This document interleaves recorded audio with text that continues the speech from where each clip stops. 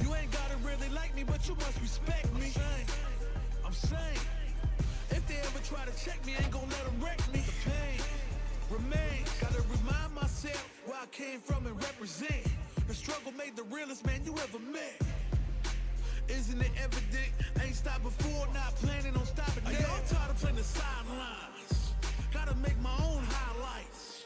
It's time to heat up for the fight of my life. Show 'em what I got, cause you know that it's my time. Brought till I fall, boy, give it my all, boy. Got me feeling like I can fight them all, boy. The time has come, the bell is rung. No weekends here, you know that I'm a star, boy. My blood, sweat, and tears. I've been struggling for years. I'm saying I'm one of the finest.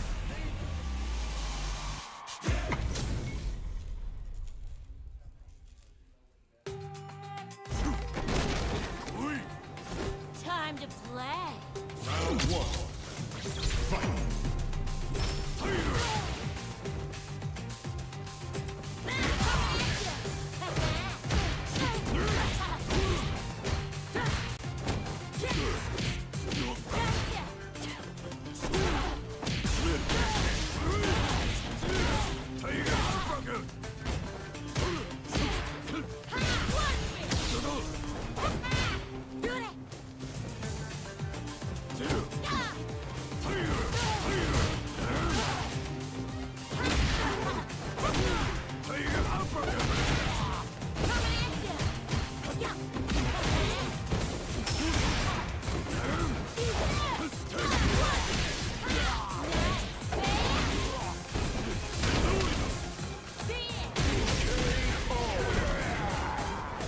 Round two.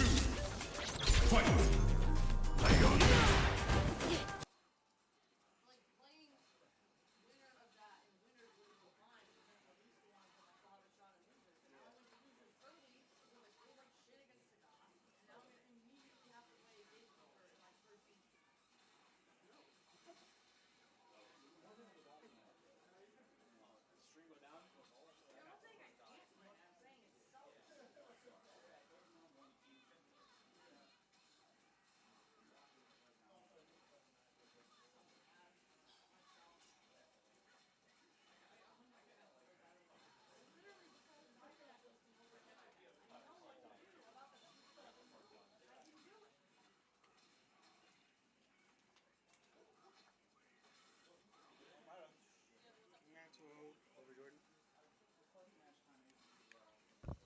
Capture card died.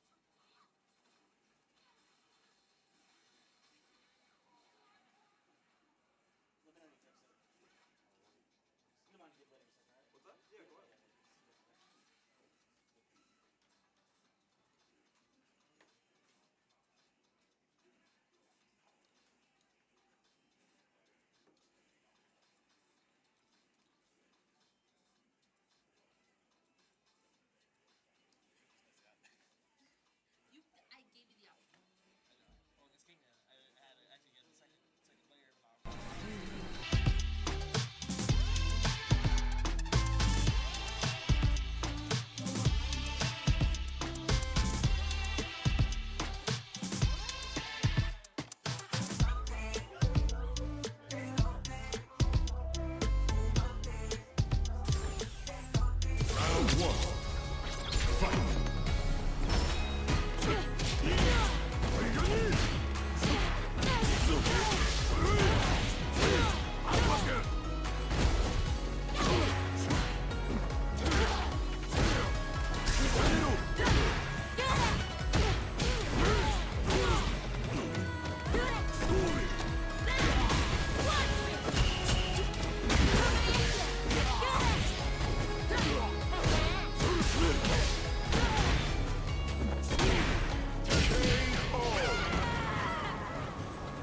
Round two. Fight.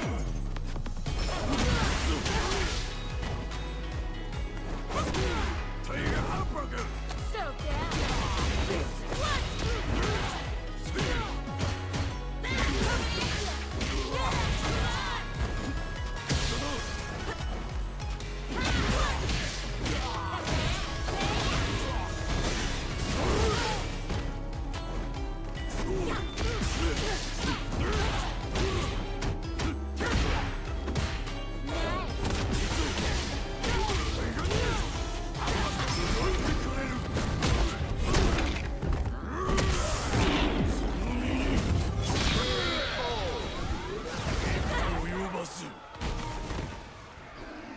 Sagai wins!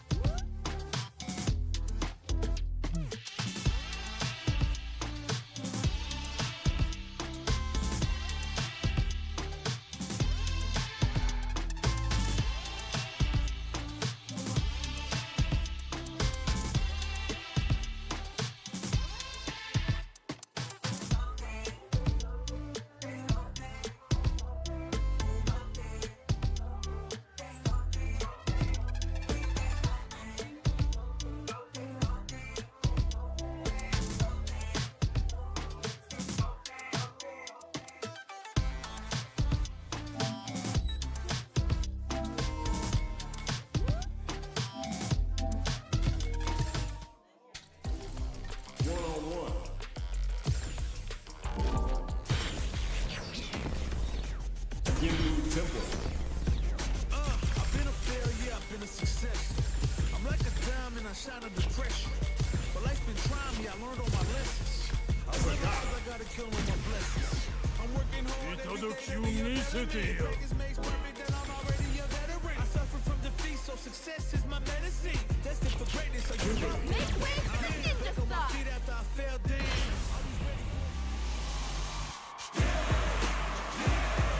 I'm ready for a fight.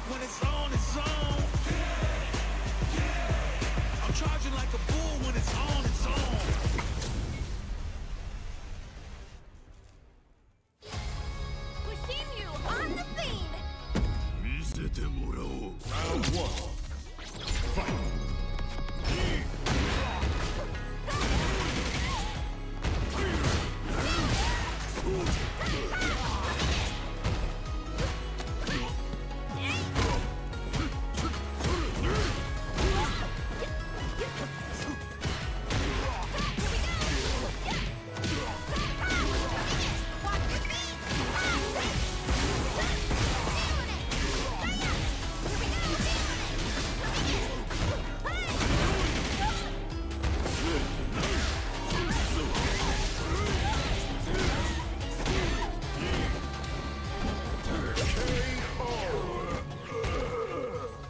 Round two.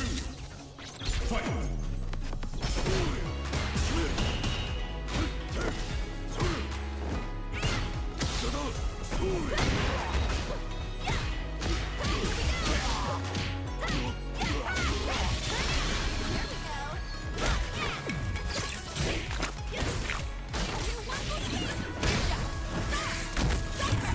Farewell. Sorry. Party time.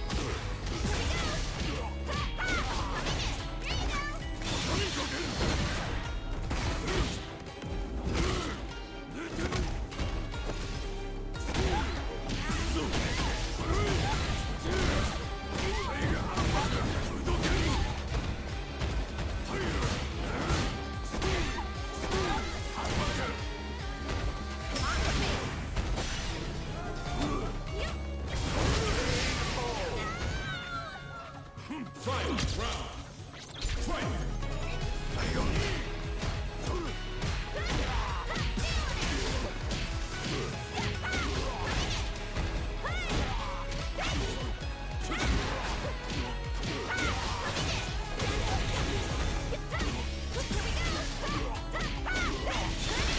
Here we go.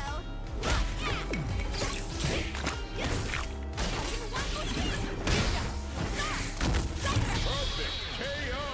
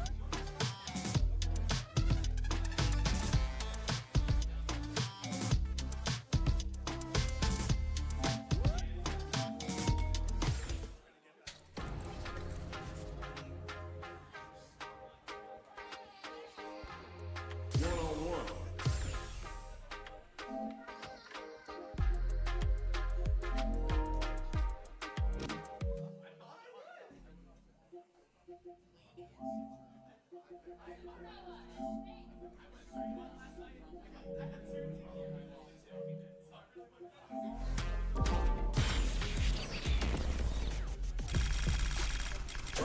fight. Survivalist, heroic as a tiger is.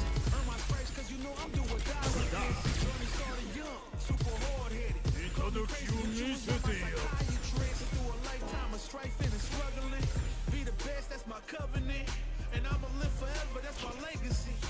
Greatest of all time, that's what they gon' label me. Put in work, I did my part. And I keep on Think you going could cause break you got my heart. They defense? know that I'm non-stop, I keep on pushing through.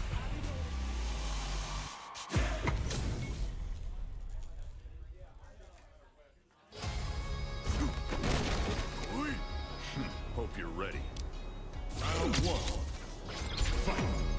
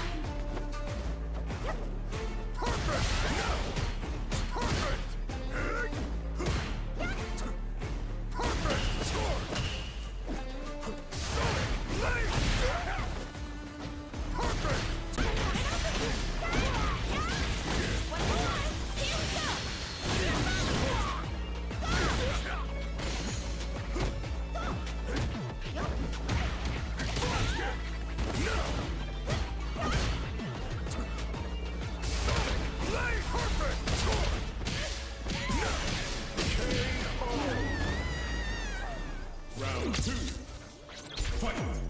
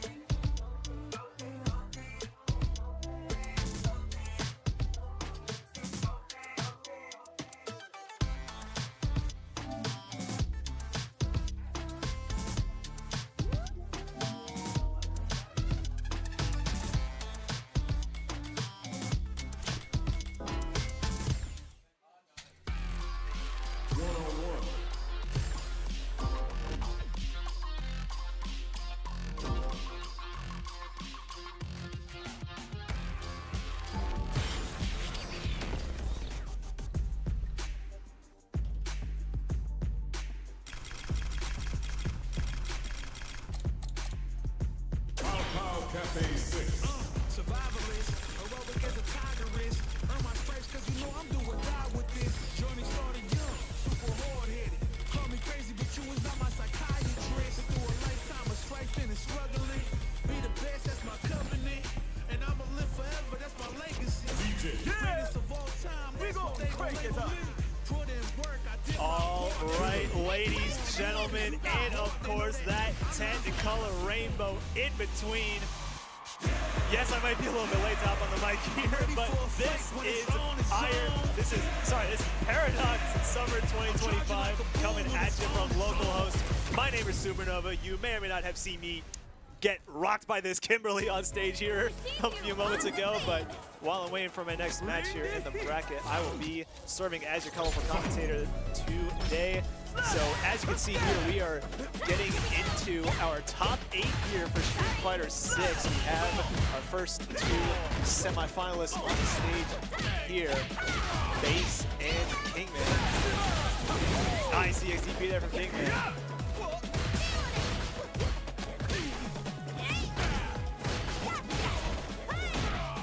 Base is trying to lock him down the corner here. Nice combo there with the drive rush confirms. Is that going to be enough? Yeah, we're going to spend the level 1 to take out that last little chunk of life. Base up 1 round. Round 2. Fight.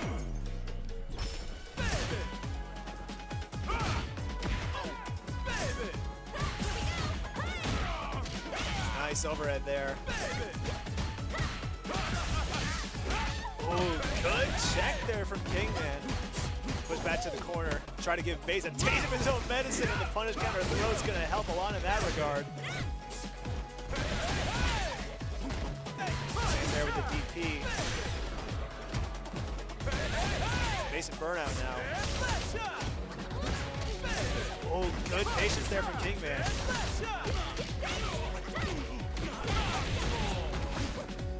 Base pushing out.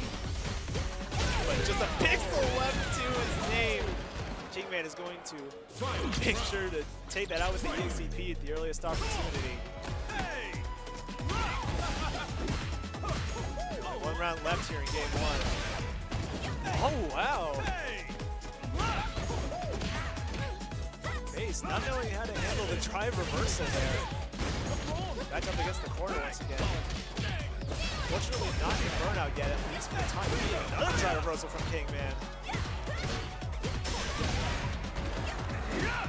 Wow, Kingman not intent on letting Base out of the corner. Now that he's in burnout, Base has an opportunity. That being said, there's still a lot of life to work through. So let's see if Base can make something happen here. Oh, what a call out there from Kingman. He knew that the drive impact had to be coming sooner or later, so we are just going to answer back with the level 3 and take game 1. Now, once again, if you are joining us, this is Paradox Summer 2025 coming at you live here from local host Rowan. Of course, a major shout out to local host Rowan for having us, and of course, cannot go without giving my props to the entire Iron Grid crew for putting all of this together. Now then, let's see if Base can answer back here in game 2. So far, though, at a bit of a deficit, burnout is not going to help in this case. Nice anti-air. We're just going to side switch to back Kingman into the corner. Oh, wow. Tries to make... Kingman trying to make a call there with the EX Sobot, excuse me. Base is going to answer back very nicely here. Once again, taking the first round.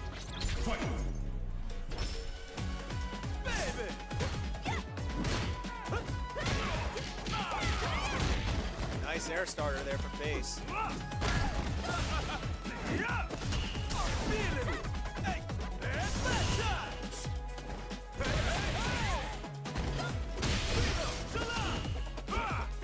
Good block on the overhead.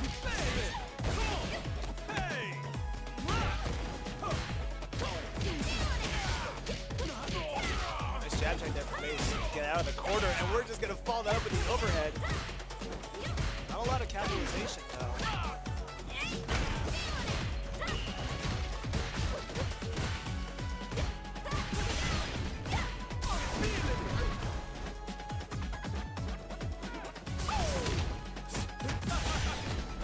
Kingman once again opting for the EX Sobot, but once again getting nothing for it.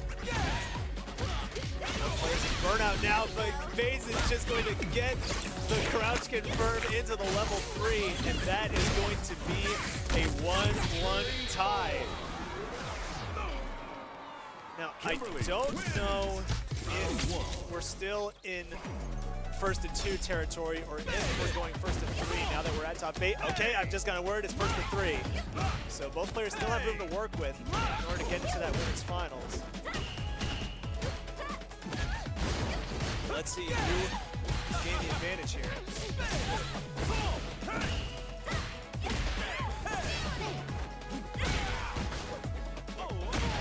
Oh, that grab whip is going to hurt dearly. Kingman puts into the corner, and we set up the grenade for even further damage. Players about even now.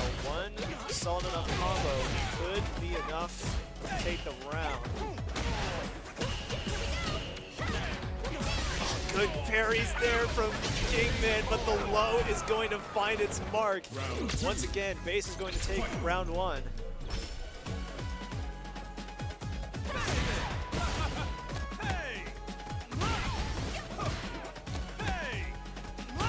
Throw loops. 2 throws. Going for the third. Instead, we're just going to respond to the DI. Nicely done there from Kingman. Final round now. 1 game apiece, 1 round apiece, 3 bars apiece. Things have been pretty even up to this point. FaZe going to spend level 3 here to get that damage buff. You know, Elena ain't the only person here who has beats in her head.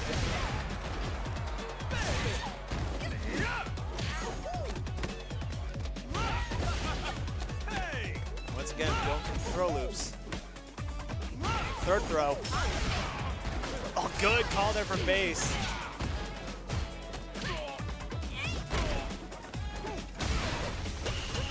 Once again, FaZe getting the anti-air, but Kingman going to deny the corner carry with the drive reversal.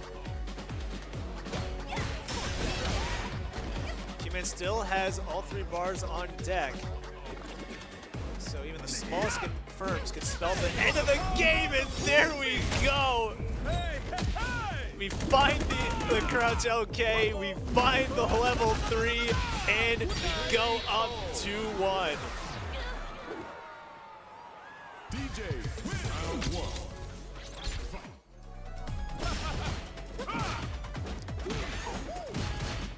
This has been a very interesting set so far because in every single game, FaZe has taken an early lead. But as for the last 2 games, Kingman's been able to find the adaptations, and ultimately, he's the one sitting 1 set point.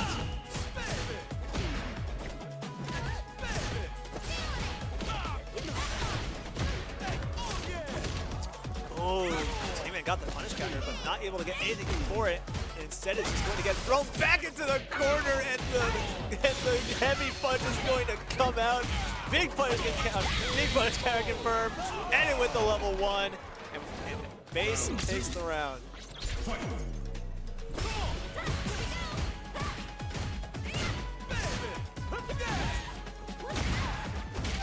Big confirm here for Kingman. Going off for the reset, but instead we're just going to return to neutral.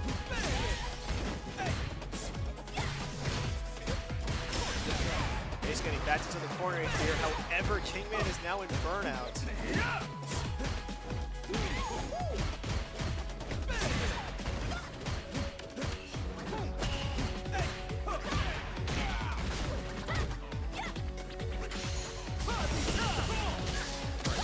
has expired. And we're gonna get the crouch MP for the confirm and the round. Kingman, set point.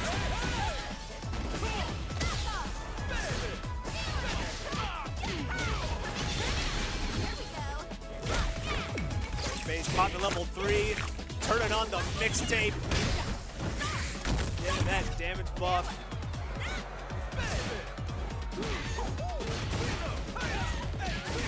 Oh, we find the low off of the Rekka. We're gonna push all the way back to the corner here. Dire straits for base. One more confirm will likely result in the level 3.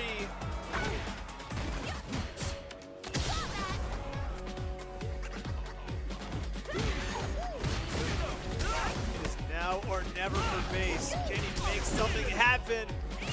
Good parry on the DI. But instead, we're just gonna get the Sobot. Kingman takes the set 3-1, moves on to winner's final. Very, very good set from both players, though. That was back and forth the entire time. Like I said, base was always able to take the first round in every single game, I think.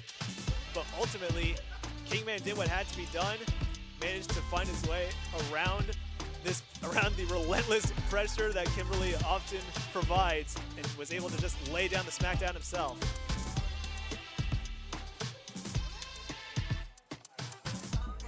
Oh, it seems like we might have a bit of a camera issue here.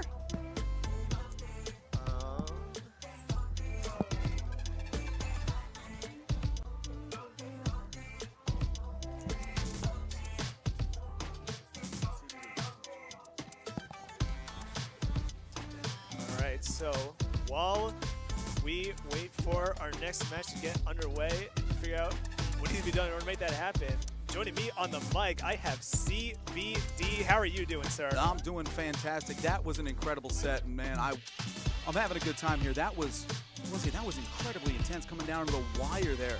100%. Yeah. Controlling the pace. That was what I watched there. A lot of Kingman. It felt like, you know, both DJ and Kimberly can both play incredibly fast, but then really slowed the game down, really played at the pace that Kingman wanted to play at. And when you're doing this poke heavy stuff here, you get, you know, you see the results here. It was very methodical for some characters you can really kind of face roll with them. For sure, for sure. Oh, there we go. Hey. There we are. All right, now who do we got coming up here? Yeah, this is CVD. We got that one here. So shout out to my man Fever holding it down. Shout out to Fever indeed. Holding it down on stream. Saying apparently also work with me. Last night on Twitter I asked Tempest how much it would cost for me to get Aki Alpha 3 on the stream setups, and I sent $10 over, and it seems like I overheard Fever did indeed get that going. So now that's more motivation for me in the future to get to the position that these players are at now. What set are we looking at here right now? Yeah, we've got May coming up here, going up against Sark.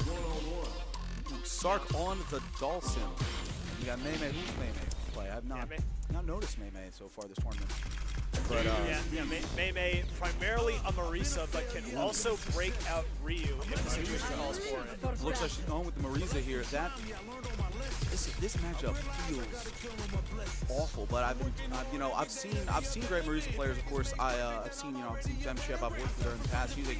She's been working on this matchup a lot recently, and so I'm excited to see May carrying that torch there. Wow, this Marisa, you're trying to get in there with all these armored pokes don't necessarily even hit Dawson a lot of the time on these floats.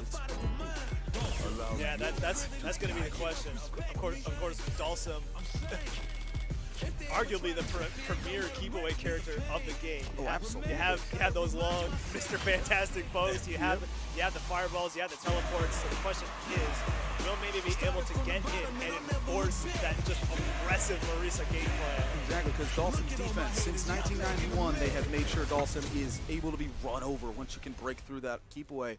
And Marisa, arguably the best character in the game at running you over. So let's see how this ends up working itself out here. Excited. All right, here we go. Oh, we are down in the losing bracket here, so it is do or die for both of these players. If you want to keep your tournament run alive, then you have to win. We see it again. Ooh, perfect parry on the jump in. Dawson's anti-air game, you gotta anti-air because you can't let her get in. Get all those plus points, as we're seeing here. I really like what Mei Mei is doing here, using that phalanx to get up in the air and try to just knock Sark down. I did not even consider that, honestly. So yeah, no. It was a good reminder seeing that come out just right away.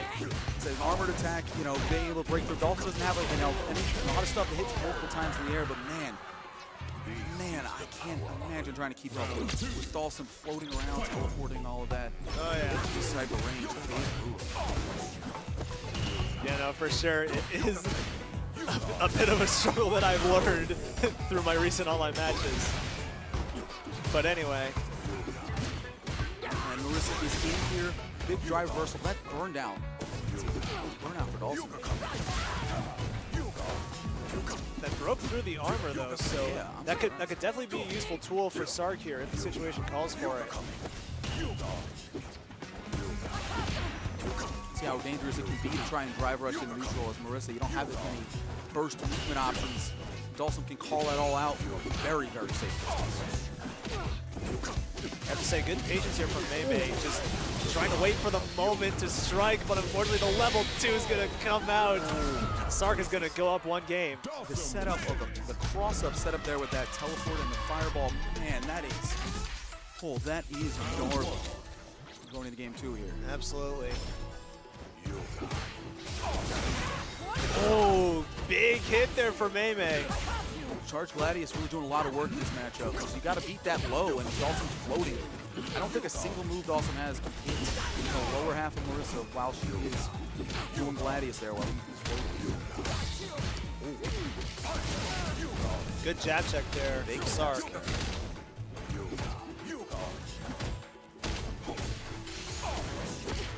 Patience from Mei Mei to wait and get out of burnout to contest there. Just kind of hold that, hold a little bit of chip you're going to take it. Oh, that Charge Gladius is brutal. Yeah, no, really good call from Mei Mei there. Oh, great anti-air. Not able to get anything off of it though. Able to block the overhead. Dawson, we have a burnt out Dawson here. What can we do?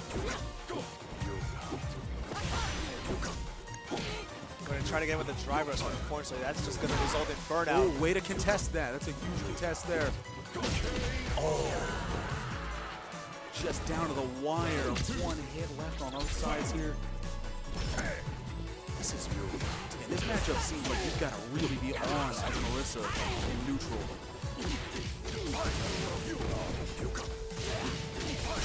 Oh, that cross-up set up again. Such a tricky character.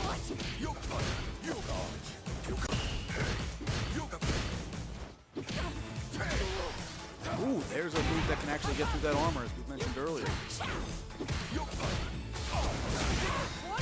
Gladius, God, that is... Yeah, Mei Mei doing a real good job of knowing when Sark wants to throw out those Yoga Fires. Such a hard call out. Mutual burnout here. Almonds on that air to air.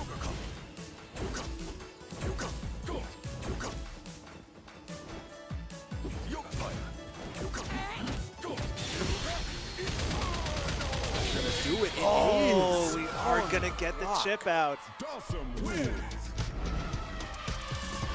Say it is first to 3 here. Yes. Indeed it is. Well, we're seeing a character change. Mei Mei could be pondering the Ryu switch here. At least just taking a breather. I can understand this is quite a frustrating matchup to play, and so I can understand needing to take a moment, collect yourself, and get back in there. Absolutely. Seems like we are going to be sticking with the Marisa, though. No, this looks looks winnable. It looks like something you can do, but it really does require a lot of mental stability to be able to play through such a tricky character in such a tricky matchup. Yeah, we have seen ways in which Mei Mei has been able to make the matchup work, at least to some extent, but the question is, can they do it consistently enough to get back in this thing? You know, she's making really good usage of that. Ooh, the drive reversal to break through the armor there. Making a lot of good use of charge Gladius, as we're seeing here. Right? As I said.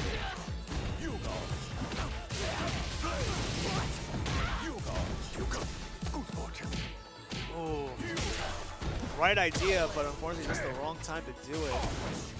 Attempts to throw there. Oh, yeah, oh, huge call out on the DI. And that's going to be big damage here.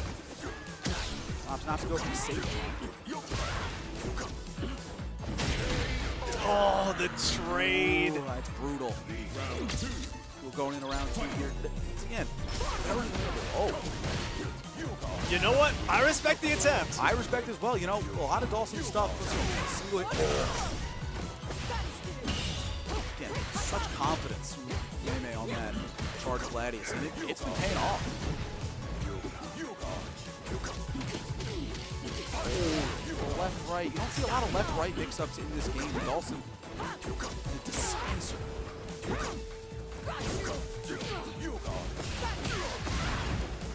Oh, the yoga arch, unfortunately interrupting the combo. Oh, No. that's brutal. Oh, that could have been just the opportunity Mei needed. Oh, And the Hail Mary level 3, unfortunately not going to work either. sometimes you gotta try it. Sometimes you gotta go for it. That, I'll say, not to sound like your average O2 here. That was 3-0, but it was a lot closer than I think the scoreboard would indicate. There was, again, for such a brutal matchup, Mei played very, very well, I'd say. Yeah, no, definitely managed to hang in there as best as she could, but ultimately just not able to get around the move, the sheer freedom of movement. Buffering? It looked like he's teabagging me. Oh my god. Mid-screen teabagging. The buffer the level 3. That was look at it. That was incredible. Oh my god. Hey, look, you gotta do what you gotta do sometimes, Zach. Hey, you know what? You might as well. That is well. Back's against the wall. In the immortal words of Chris Smoove, why not let it fly? All right. Ooh.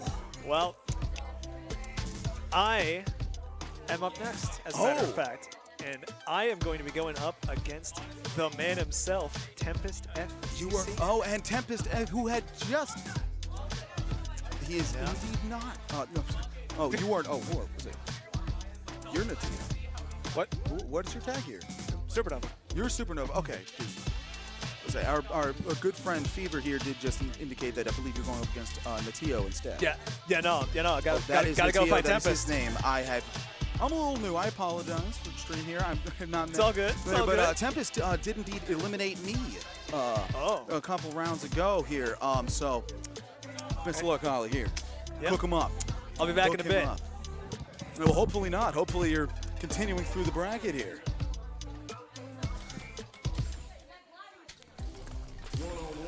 Right, and so now I am here alone on commentary as Supernova steps up against Tempest.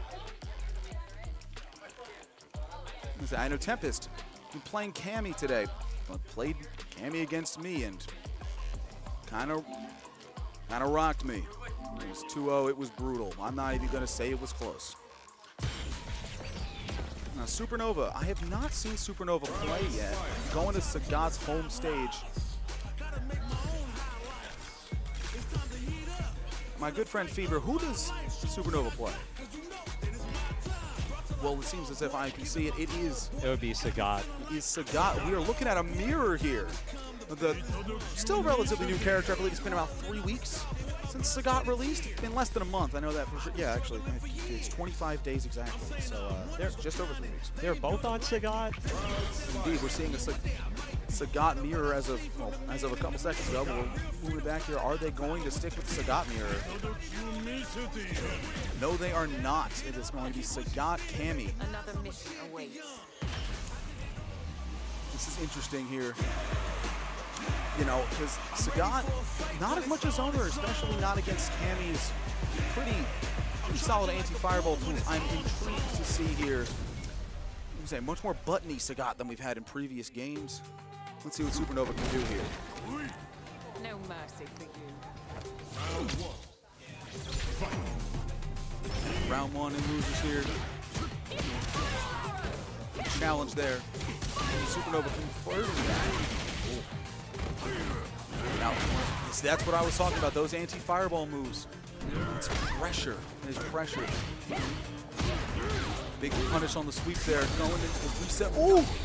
The DI is counter. Tempest getting out of the corner there. A little bit of a drop, but no worries. And a reset on throw. I thought that might have been it. Good jab check, and that will do it. Round one, Tempest. That is aggression, getting right in the face there of Supernova. What does Sagat do in this situation? What does Sagat do in this situation?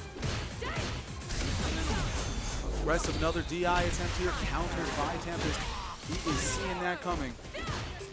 The corner carry. And that's plus frames. And here comes the Nexus.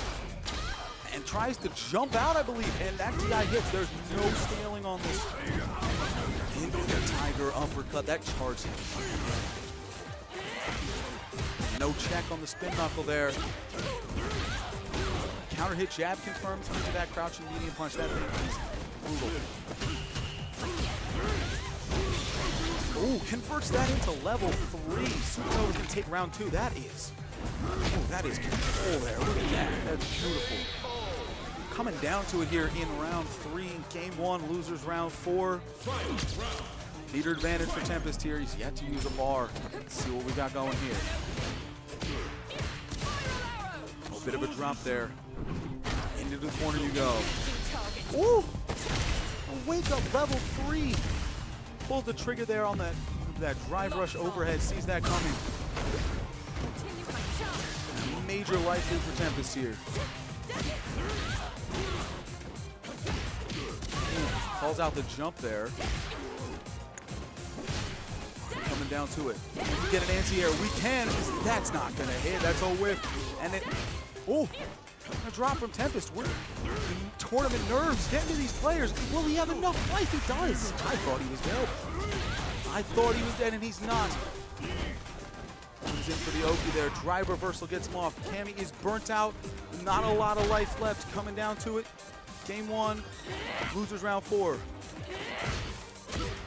Oh, challenges the plus frames there. Oh! And that's a huge, huge challenge there. Supernova is taking game 1. That is incredible stuff. Incredible confidence in the character switch. The character switch.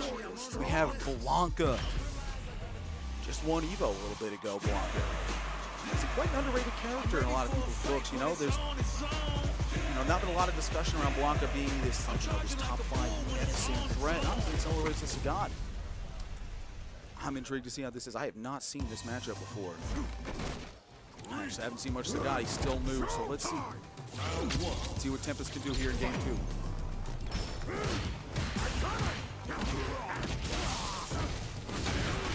Another EXTP. Supernova's been aggressive on those, and they've been paying off. There's an anti-air from Tempest. Oh!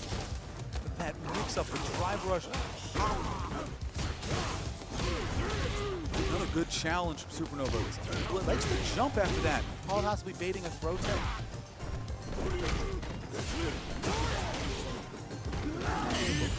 Ooh! Oh! Oh, you can get forward heavy kick there. That is beautiful. Ooh, big challenge. Double drive rush cancel. That'll do it for round 1. Tempest taking it home. I did not know Tempest had a Blanca line around. That is round 2. You see him on a lot of different characters like playing casuals from earlier. Bison, Cammy, Mai, a whole bunch of characters.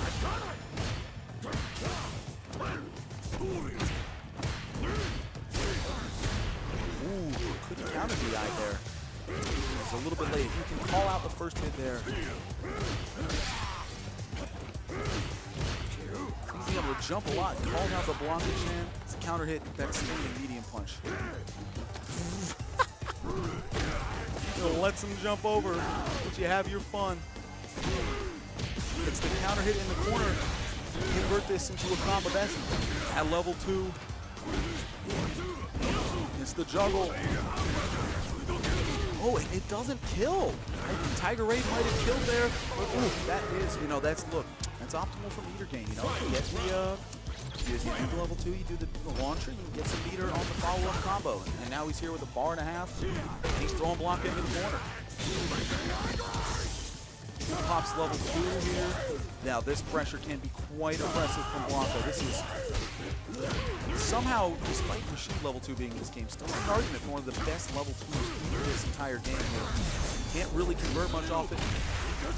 Supernova, huge DI. What's the combo here? Doesn't convert to level 3, saves it for the next combo here. Woo! Can't hit the level 1.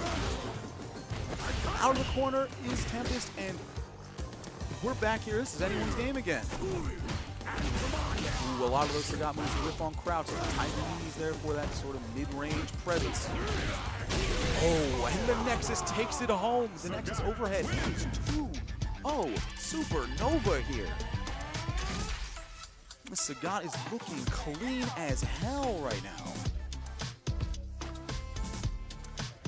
And then we're taking a moment here. Once again, that Sagat, he's new. There's a lot of matchup checks you can do with Sagat, you know, because that Tiger Nexus, it does not have a low ender, like how Ken's does. You know, Ken's Jinrai does. And so it's something that people are still figuring out the counterplay to. There's not that established counterplay yet.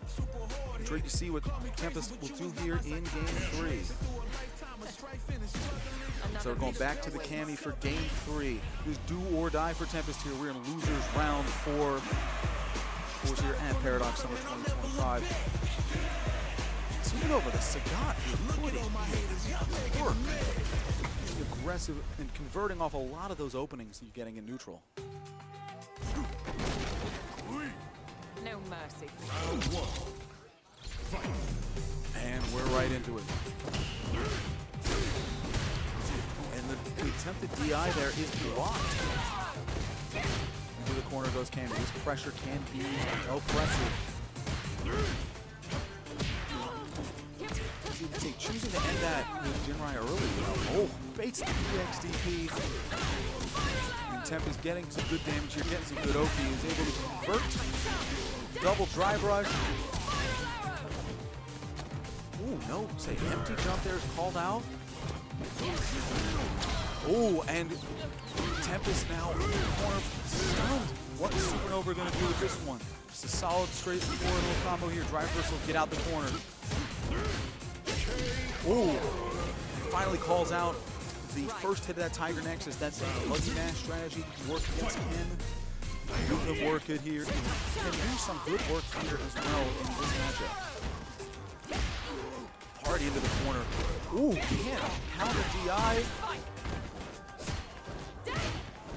Not seeing a lot of anti-air here. Cammy just bunny hopping all over the place. Ooh, big counter DI. Big counter DI. What are we going to see here? What's the combo? Going for Oki. Ooh, hates the DP here. This is big damage, especially if he doesn't end in level 3, saves it for the follow-up combo here. That's not a throw, no throw over the dash there. You need to use drive. Ooh, CA. I think that'll do it. That looks like it'll do it here. KO indeed. Tempest takes game 3. It's 2-1. Cammy wins. Again, that Cammy, it's so aggressive. And sometimes with Sagat, you don't want to DP there. If you don't want to DP, it can be difficult to try and contest some of these things here. Tempest looking under control right now, the air-to-air. That's beautiful. With punish with spiral arrows. You know, sometimes those ranges, that's all you can do.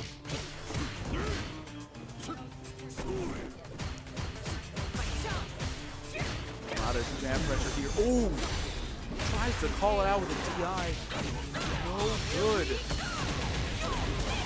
You might be finished. You're into the corner against Cammy here. You are the Cammy though in burnout. That is not great. He lands the cross up, baits the DP. That's gonna be it. Round 1 goes to Tempest. He is looking confident. He's rocking in his chair. He's feeling himself. Going into round 2 here of game 4. There's plus frames and he takes advantage. Goes for the standing reset. blocks the sweep, goes for yet another standing reset, gets the DI, gets the counter DI.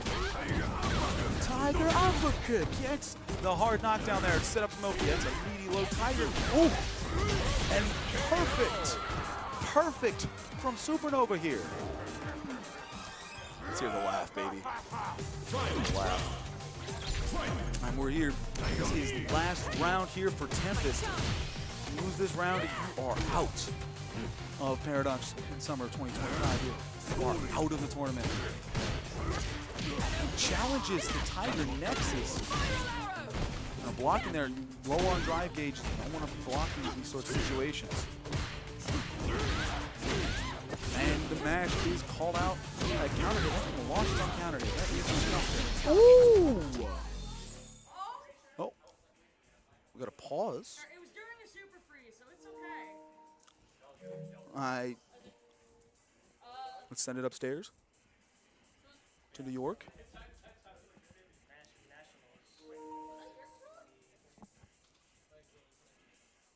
Oh, we've had a controller issue, a controller disconnect here. The game noticed that that super was so sweet that it disconnected his controller. It was during a super freeze. Play it out. That's what I'm saying. Did they let you play it out? It was during a super Yeah. freeze. It's during super freeze. During super freeze. Play it out, man. Play it out. And a disconnect during the super freeze. We're going to try and get the controller reconnected and play the rest of this game here. I feel in this we are not noticing that that super was dope as hell. Calls out a DI in neutral with a level 3. And now that's a big life lead for Tempest here. And there he goes. He takes the game, and now we're going to a decisive game 5. Almost didn't get to that. That's why you play it out, kids. That's why you play it out. Because you don't know what's going to happen. You don't know who's going to win. You know who's going to take it home here. It's game 5. Now both of these competitors on their last legs here. And losers, any one of them loses this game, they are out. Takes advantage of the plus frames. Ooh, with punish with crouching leading kick.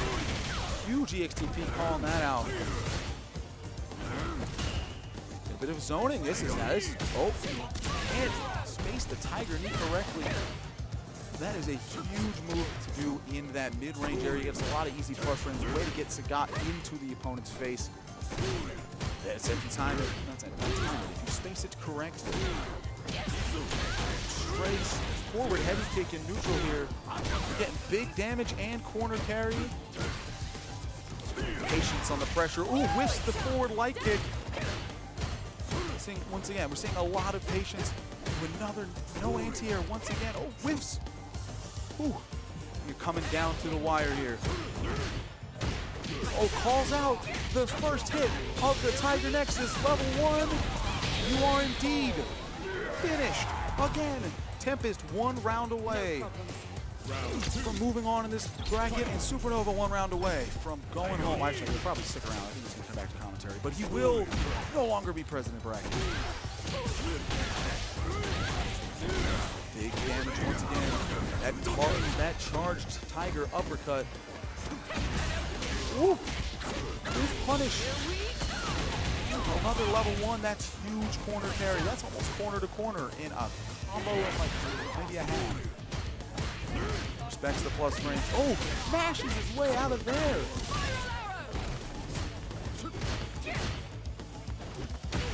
Oh, Sagat jumps out of the corner, gets the stun.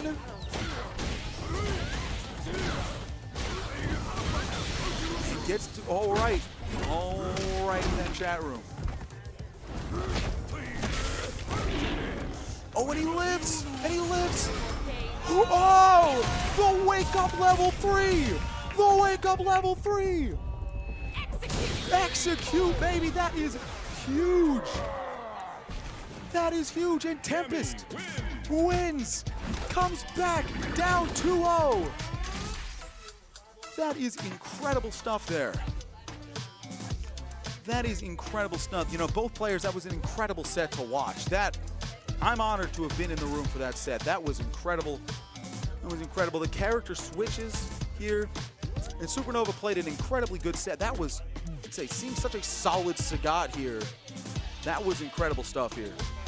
That was incredible stuff. That was inspirational. That's making me want to get on in lab right now. That was incredible.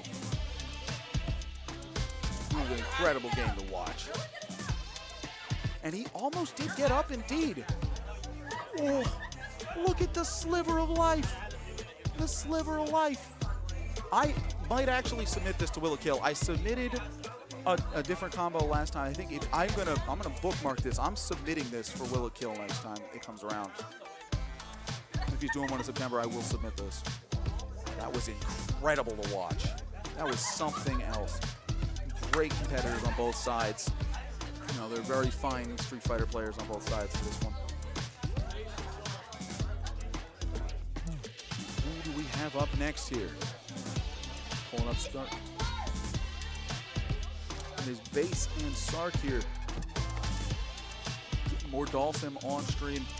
Damn, that was incredible stuff. That was incredible stuff. You almost left the setup, man, and then you brought it back. That's incredible work.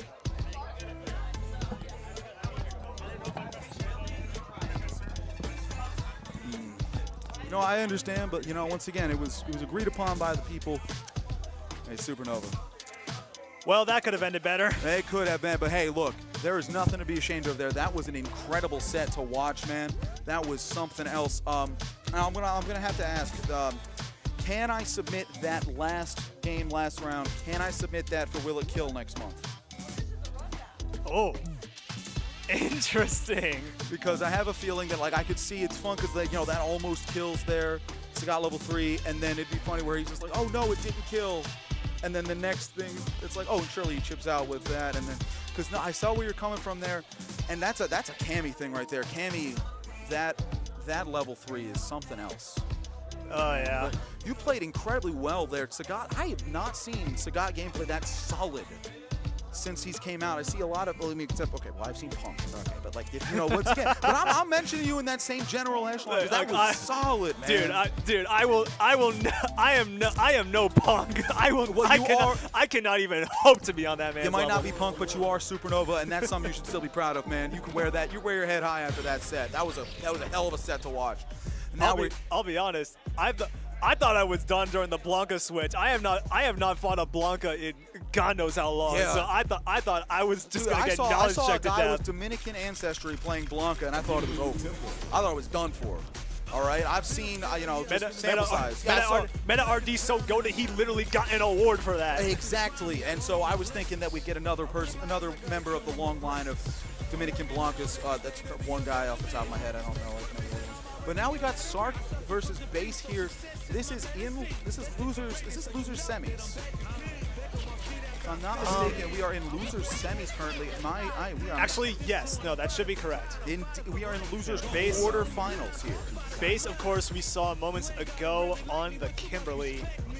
Meanwhile, and of course, we have Sark on the Dalsim. I was commenting this earlier when I played Sark early. Sark just, pardon my metaphor here, but he's just raw dogging it. He is costume 1, color 1. You know, and if you're a unique character like Dalsim, you could probably claim a color for yourself, and no one would really have any issues with it. Hey, nothing wrong with going default sometimes. I'm guilty of it myself, you know? Shall we begin? You call, I answer. All right, here we are, getting game 1. The losers quarterfinals.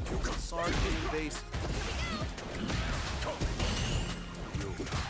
Again, this matchup I can imagine is a little bit more manageable than we saw Marisa on screen a few minutes ago. You know, Kimberly will have an easier time getting in, that's for sure. Kimberly has, you know, of course, the second fastest walk speed in the entire game until she gets her, oh, she can link out of that. I didn't know she could link out of that. Ooh, huge anti-air.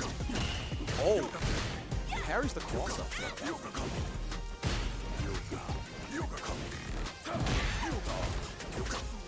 So Kimberly does struggle to contest when Dalsim wants to float full screen there, and that kind of like right above how tall the tall characters are and throw fireballs, throw normals. It's hard for Kimberly to contest.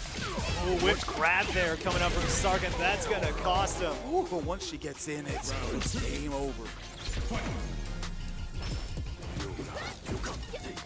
Alright, so very familiar story here with base going up in the first round, but let's see if, like Kingman before him, Sark is able to answer back here. Nice level 1 confirmed there. That does a lot more damage than I thought it did. I play hockey. I'm surprised whenever a character's level 1 doesn't do 0 damage. And into the corner we go here. Huge drive reversal. We got to get out of there somehow. I'm being honest, I was so used to watching that Dawson Marissa matchup. I was wondering why Kimberly didn't charge Gladius that. Ooh.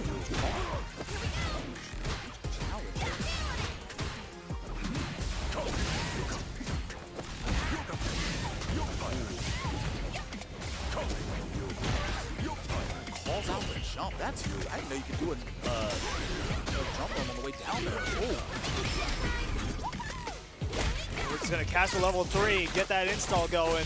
Yeah, and now, see now, here's the one thing I said, second fast walk speed. Once she has the install, she is the fastest forward and back walk. Oh my god, what a mix! What a mix! Give that guy a map. Where are you going? Her tape ain't the only thing that's got mixed. That was Oh disgusting. my Mixed, god. mastered, and released. That was beautiful. Oh. Bro, we might have to start calling base star Mix-a-Lot with stuff like that. Exactly. It's the basic. You know, we actually named it that because, of course, as we all know, he is a music producer and all. He's actually primarily just a sound engineer because he's proficient at mixing.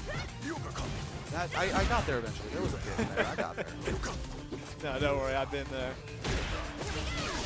Oh, wow. Interesting confirm there off of the jump in. Indeed, Dawson puts you in some weird positions because you get those forced knockdown juggles in spots you're not used to really getting juggles. So, of course, you really need to improvise. And Kimberly, of course, is very, very, very good at that. The whiff parry. Not quite in burnout yet, but we are now. We are now. And then we're just going to chip out with the EX Fireball. Indeed, that was guaranteed. Only had level 1. Not projectile invincible. That is brutal. And a chip out for Dawson in round 1.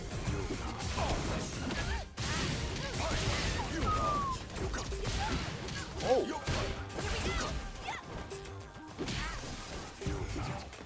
A lot of early call-outs on the jumps with that. I don't know what normal that is, but that it looks like it would be a jump medium punch there. Cascade jumps at very low heights right as you get off the ground. Was that an anti-air level 3? Yeah, nicely done from Sark there, answering back in pretty dominant fashion. Absolutely. It seems like both players learning the matchup here. Dawson's not a character you run up with all that often, so you know, learning the matchup, figuring things out, these sets take a while. You gotta learn.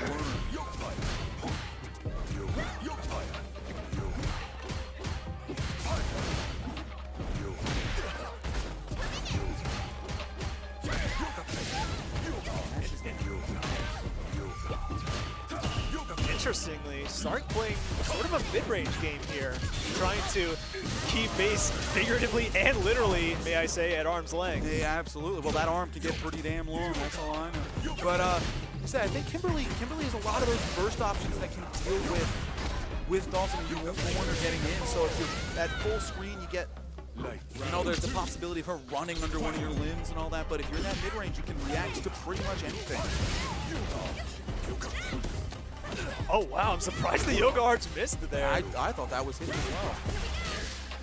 See, getting any extra damage there, I can appreciate that. That is awareness of what you can land just improvisationally. Wow, really nice defense there from Sark to deny the bomb. So when you play a character like Dawson, you gotta be up on your defensive fundamentals because you don't get a reversal, you don't get to, you know, have these tools to get you out of place. You don't get a DP or anything like that. You gotta know exactly when to use these resources and get yourself out of trouble. And drive reversal is a Coulson player's best friend, but of course, rely on it too much, and you're gonna find yourself in burnout and in trouble. You drive reversal and instantly blocks it. You've got a bomb on the ground. It's goodbye. Oh! Champ, I wonder if that might have been a misinput. No, it might have been. Yeah, might have been going just for normal Yoga Flame, but it still got the anti-air version.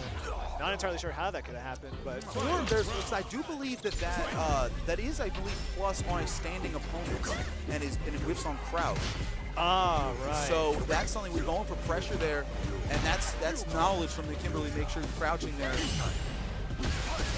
Also, perfect parry looks so cool. So a bit of color there.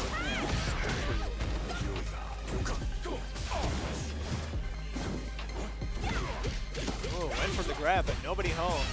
There. Very aggressive Dawson now. Once again, controlling that mid-range, but when the mid-range usually slides. Oh, I like the idea, but unfortunately just a little too far back to make it work. Indeed, that thing's got the most range of all of his level ones, but still not enough. Oh, what a combo! That is incredible stuff. Oh, wow, that was disgusting. Really well done from Sark there. I don't know if I've ever seen an anti-air combo like that from a Dhalsim. That was really cool. And not improvisation there from that Sark. Man, that Sark is an incredible player to watch. I'll tell you that much. It is. Dhalsim doing work in big 2025. Who could have guessed? Ooh, he managed to get the combo there. Good block. Oh, yo, let's go. Yes. Yo, we love to see that. Did you play on Xbox Pad? Well, normally I do, yes. Whenever I'm just playing regularly on my laptop at home, I use an Xbox One controller. But I bought a, oh god, that punish counter. Yeah, I use it. I use a PS5 controller that I bought, and that's specifically like for tournaments. I will tell you, I also use an Xbox Pad, and Sark on the pink one, I also am on a pink Xbox Pad there. Splendid. Kindred spirits, we're both equally as good at this game, don't we? Just trust me. The bouncing Yogard's catching base there. She's bouncing on it. Sorry, we're learning here. We're figuring out what does and doesn't hit on commentary here. It's been a bit since I've been on comms. No, it's totally cool. Base almost sitting on 2 bars here, so one get confirmed could I did end not know the that was set. Oh, big elbow drop there. Getting the plus frames. Oh, the trade there, and Base able to confirm off of it. You better spend that level 3 right now, young man. You gotta give him a moment. There we go. All right. That is huge. Gets you a lot of the way out of burnout there, and gets you that buff. That's not a kill. Yeah, not quite. Oh, it's safe. He's a burnout. Level 2. Lets it go. We are not falling for it. Let's it go. We're on the final round here. Base on his final round of the tournament. If he loses this, he's gone. I hear the crowd clamoring, excuse me, for a game 5. And if you mean let's see Femchef as the crowd, then absolutely I hear her as well. I can't blame her. This is incredible stuff. Let's see if Base can make drop. something happen. Oh, sliding in the DMs. Ooh, manages not to get hit by that fireball. Ooh, elbow drop! Elbow drop! It's a level 1. Yes, sir! There we go. We are on to game number 5 here. Woo! These players are both adapting so well. This is incredible stuff. I am in awe right now. Oh, we got the third strike music going.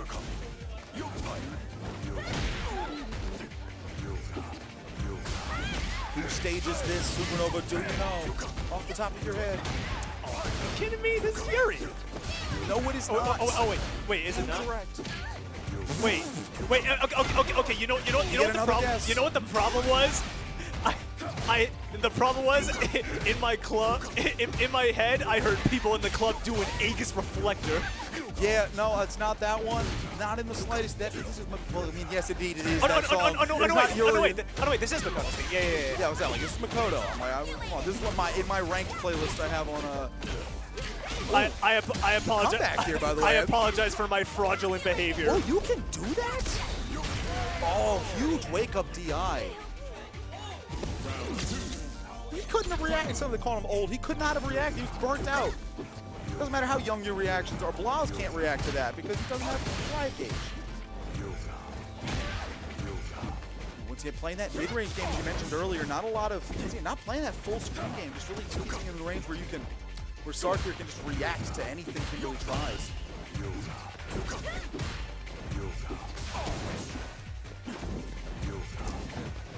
Sark twice. Base was on Kimberly first. Oh, somehow between a Dulcim and a Kimberly, the Kimberly is the one playing patient. Oh. But so far it's working out for FaZe, and we're going to get the level 3 to boot. And that's a huge buff there, and Dulcim throw on drive gauge. This could be a major moment here. Oh, whiffs the throw. And now we're in the corner. And gets the jabs into level 1. Oh, could. Yeah, no, level 2, that's gonna be it. And that's it. What a set that was. That was incredible stuff. Sark takes it home. Woo. Oh, man. Again, that mid-range game, ever since you pointed out, I was watching, I'm like really noticing the spacing that Dawson wants to play in this matchup is very interesting. And it was, whew. Yeah, I'm in Sark, awe a little bit here. Sark did an amazing job of knowing where FaZe wanted to be, knowing what he wanted to throw out, and as soon as that was decided, you just gotta throw out those limbs. Ugh, that cross, that was That was disgusting. dirty. See, the thing is that, like, you know, see who really won the set, because Sark won, but also he got clipped. So who really won? Let's just call it a tie. Yeah, I think it's one. I think it's even. We got to run another one. We got to actually run another one because you got clipped. I mean, once again, just putting the blender there. That was disgusting. Kimberly just kind of overloads the mental stack a lot, and for Sark to be able to stay mentally intact enough to fight through that and stay consistent and stay on top of everything, that's incredible work. Absolutely. I do not have that type of mental fortitude, I'll tell you that much. All right, so now we have Tempest, the man himself, back up on the stage, going up against Pilt. And Pilt seems to be a spiritual successor here, taking the Sagat up against Tempest here. Yeah, he was on stream earlier. Hey, he doesn't always mash if you just do the first half of the Tiger Jinrai. Never mind, it's my. All right, throw all of my advice out the window. Never mind, nope. Okay, there we go. There we go. Okay, so what I just said, do it again.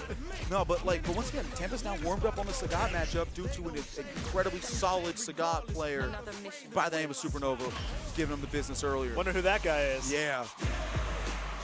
See that guy be pretty solid on commentary as well here. We're doing Cammy again.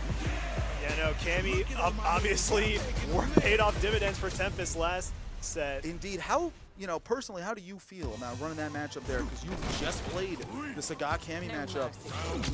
What do you feel as the Sagat player he should be focusing on? Well, of course, the problem is not only does Cammy have those quick buttons that you can use to just mash out of whatever pressure you might try to throw with, the Tiger Nexus, the lows, anything of that sort. But also, of course, you can't get too reliant on those Tiger shots because, of course, if you don't time your opportunity right for that, then This was not during a super freeze. We're going back to character select. So as I was saying. Yep. Another mission awaits. So if you don't play the Fireball game properly, you're gonna find yourself on the wrong side of a backspin knuckle. Absolutely. Once again, Sagat gets to feel half of the pain that Octa players have always felt. Sorry, we're on stream. I can downplay, use my agenda to be pushed. But that low Tiger shot with all that recovery can be. You got to have the confidence you want to throw that out. If you throw that out from a wrong spacing, you're getting spin up. I also noticed that in the little bit we did get. Oh, jeez, I was going to say this. We're seeing him do the same reset with the overhead that we were getting against that you were throwing out there. A lot of that. Now, word of advice for anyone who wants to get some experience with Sagat or does not know what to do after I mean, considering he's only been out for so long, Tiger Nexus, that is not gapless. So the timer right. If the Sagat's throwing on the follow-up, you can DI that easily. Yes, you can, but not always. I will say, against you, not always. He multiple times with DI and then ended up, you blocked the DI. You could have DI'd that back a couple times. You got to still kind of Now see, I am trying to think about what that is. Now, those, Oh, huge reverses, level 2. I love that animation. That's so good. The side switch gets into the corner there, especially I love the windscreen because the windscreen ends up being the knee to the stomach. Uppercut. I know she's the Japanese voice, I like that. Good check there. Oh, huge whiff punish from Tempest there.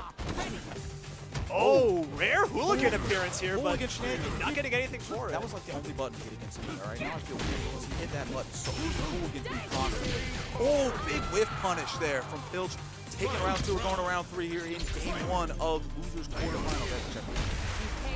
Oh, wow, just immediately calling out with the drive impact. Wow, that, because, you know, once again, at mid-range, a lot of Sagats, especially much more buttony Sagat in this game than any previous game. That Tiger knee, I've said before, it looks like they gave him a burn knuckle. In a way, yes. They gave him Terry burn knuckle in this game. Can't respect that. Can he block in time? Yes, he can. I was looking at that. I did not think he could do it. And he's going to take that one home. Tempest's going to take game 1. You know, gave him some experience in the matchup. Seems like it's coming through. However, I apologize, Pilch. I might have done you wrong. And now he's going to the mine. Going to my. Alrighty then, fellas. Make sure that you're keep it in your pants, fellas. We got Mai versus Cammy on stream here. I've got to say, Arby, Pilch really loves to mess with me as to which characters he plays. There. Come on. Pick somebody. Yeah, Hey, no, you better put on that City of the Wolves outfit, baby. Pilch, are you on modern? Wait. Is he a modern Mai player? Oh my He is indeed God. a modern Mai player. That is interesting. Oh god, that color's dope as hell. Okay. I definitely know who this theme is. Yep. This is Chuck. Indeed it is. So we're gonna start. I use that third strike. I work at Target and I use that as my playlist while I'm at work. I've got that on earbuds. The Nice. third strike soundtrack, so I know all the character themes and everything. I'm like, I'll crazy as it comes up. Cammy just continuing the pressure there. Oh wow. Couple of whims here. A huge wake up. Yeah, Canapa wonder if that whiff DP was a misinput. Oh. Ooh, that hooligan throw is disgusting. Is it just me, or do you always forget Cammy has that until you get hit by it? Well, that whiff's on crouch, and he manages to punish it. That's a great play by Tempest there. That's knowledge. It's Ty Lopez. Knowledge. Pilch not responding to the DI, going to eat the hooligan as well. Ambridge is going to go straight to the level 3 to get the burnout. You gotta think, you gotta wonder if that was a jump to try and get away from the command grab that was caught there, and that's burnout. But hey, you gotta say, you can't do that against Modern. You can't try that against Modern. Ooh, big whiff punish there. It's anybody's round. All right, well, Firestock's already gone. That's quick. He still has a bit of work to do, but with 2 bars on deck, a good enough confirm could get him back in this. Indeed, and you know what it is? It's gonna be EX Fan, because what else could it? Oh, it builds the level 3! Just in time. The question is it going to be enough? Who am I kidding? This is definitely I was just gonna enough. say, I'm like, no. Let's not pretend you're. It's the Sam Show level 3, the Sam Show critical art. That's what I was saying. Like, that was the Samurai Showdown. They did the all black and white and red. Honestly, fair. Yeah, like that's what when they were showing it pre-release. But it's beautiful. Oh, not punished though. All right, bit of. If my eyes are not deceiving me, I think that Spiral Arrow might have been mistakenly charged. It could have been one of those like micro charge things. Ooh. That's always got to feel good if you wake up a super and you see a button that is phasing through. Ooh! Oh, big counter hit off the heavy Look at the kick. spacing required to get that, to make that whiff. That is incredible stuff. All right, no super on deck for Mai here while in burnout. This is going to be difficult. We have fire stocks, but we're not going to be able to work through it. We're not Burnout gonna is win. going to let Tempest just run his game plan, and we're not even going to let the level 3 rock. We're just going to go back to character select. Well, right back to character select. What are we looking at here? Is Pilch going to change characters again or mess with me? Just Elena? you. Elena. Okay. Another mission awaits. Kicky ass characters we got on this screen right now. That's the only way I can describe Elena playing. We got some kicky ass characters. Hey, get that. Get that. Oh, not the Uma Musume pulls, bro. The only girl you should be worried about right now is Elena. And another a modern Elena. Seeing her letting that rock. And we got Elena's theme. That's a bit of a... So disappointed they don't have Elena's first strike theme in this game. But this one is equally as good here. Yeah, I mean, and I think we have her SF4 theme as well, if you prefer that. I don't. I'm sorry, no. No, fair. No, the Street Fighter 4 theme's not bad, but it is the worst of the three. Very solid anti-airs here. Oh! Pilch, unfortunately, calling a shot a little too early. Before goes the combo to get... Oh! No. Oh. No wake up level 1 there. But that's... I don't think that would work. I think... Oh. Wow, now Tempest calling a shot a little too early. Indeed. You're not bait. Oh. Oh, no! What are you... No, that's not going to be good. There you go. Okay, that whiff could have been disastrous for Pilch, but unfortunately, fortunately, sorry, I misspoke there, able to block the level 1. Ooh, huge whiff punishes here. Those are big buttons from Elena. That's really good knowledge here.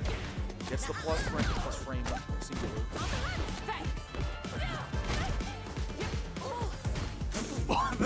Oh, the double whip throw, the classic. You know what I'm throwing my opponents? We're just gonna cash that into level 3. Sounds like we're gonna be ending this one on a high note. How did I see that coming? No, that's a great switch there from Hills. Really looks controlling the neutral there, and these are. How many characters does everybody have in their pockets here? Pockets. Hey, in the immortal words of John Boyce, you can't be the champion. All right, hold on. Let's. Okay, it's just a 2-star, or 1-star rather. Oh, you actually play this? You actually played them? I mean, I have not. I've done it a little bit. It's I'll be honest, not exactly my cup of tea. At least not on the level of everyone else, but And not on the level of Pilch here. Everybody's you know what we I'll say I'm still in favor of that idea I saw on Twitter of the Umaseme, but it's fighting game players. Oh yeah, I do Where recall you get seeing like that. you know once again like when I put like Oh god, Daiwa Scarlet. yeah when I put like 400,000 like XP into my level going for, 5,000 like- Big Bird and he What whips banner an is anti-air. this? I will break your Bison? Bison. What banner is this? What? Yeah. Oh, they didn't do the thing. Boo. Tempest throwing us a curveball here. Indeed. Throwing out as a certain dude might say, Lord Bibson. Indeed, as a 12-6 curve thrown out by ooh, big sweep with punish.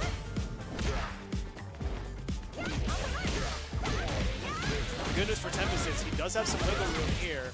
Even if Bison doesn't pan out so well for him, he can just go right back to the gamey or Absolutely. You've got a game to figure out the Bison here. Yeah. And I will say, though, see, that's what I was going to say. I'm like, Modern Elena, yes, my point was proven before I didn't make it. Those DPs have so much horizontal range that it's really difficult for Bison to mix up Devil's Reverse in a way that doesn't get anti-air. So that I would honestly say that it's a little bit difficult. That's why you're not seeing a lot of this. Nice, perfect parry. Okay, there. Oh, he's asleep at the wheel. That's it. Being there is like DI can be difficult to react to in these tense situations. Look at that.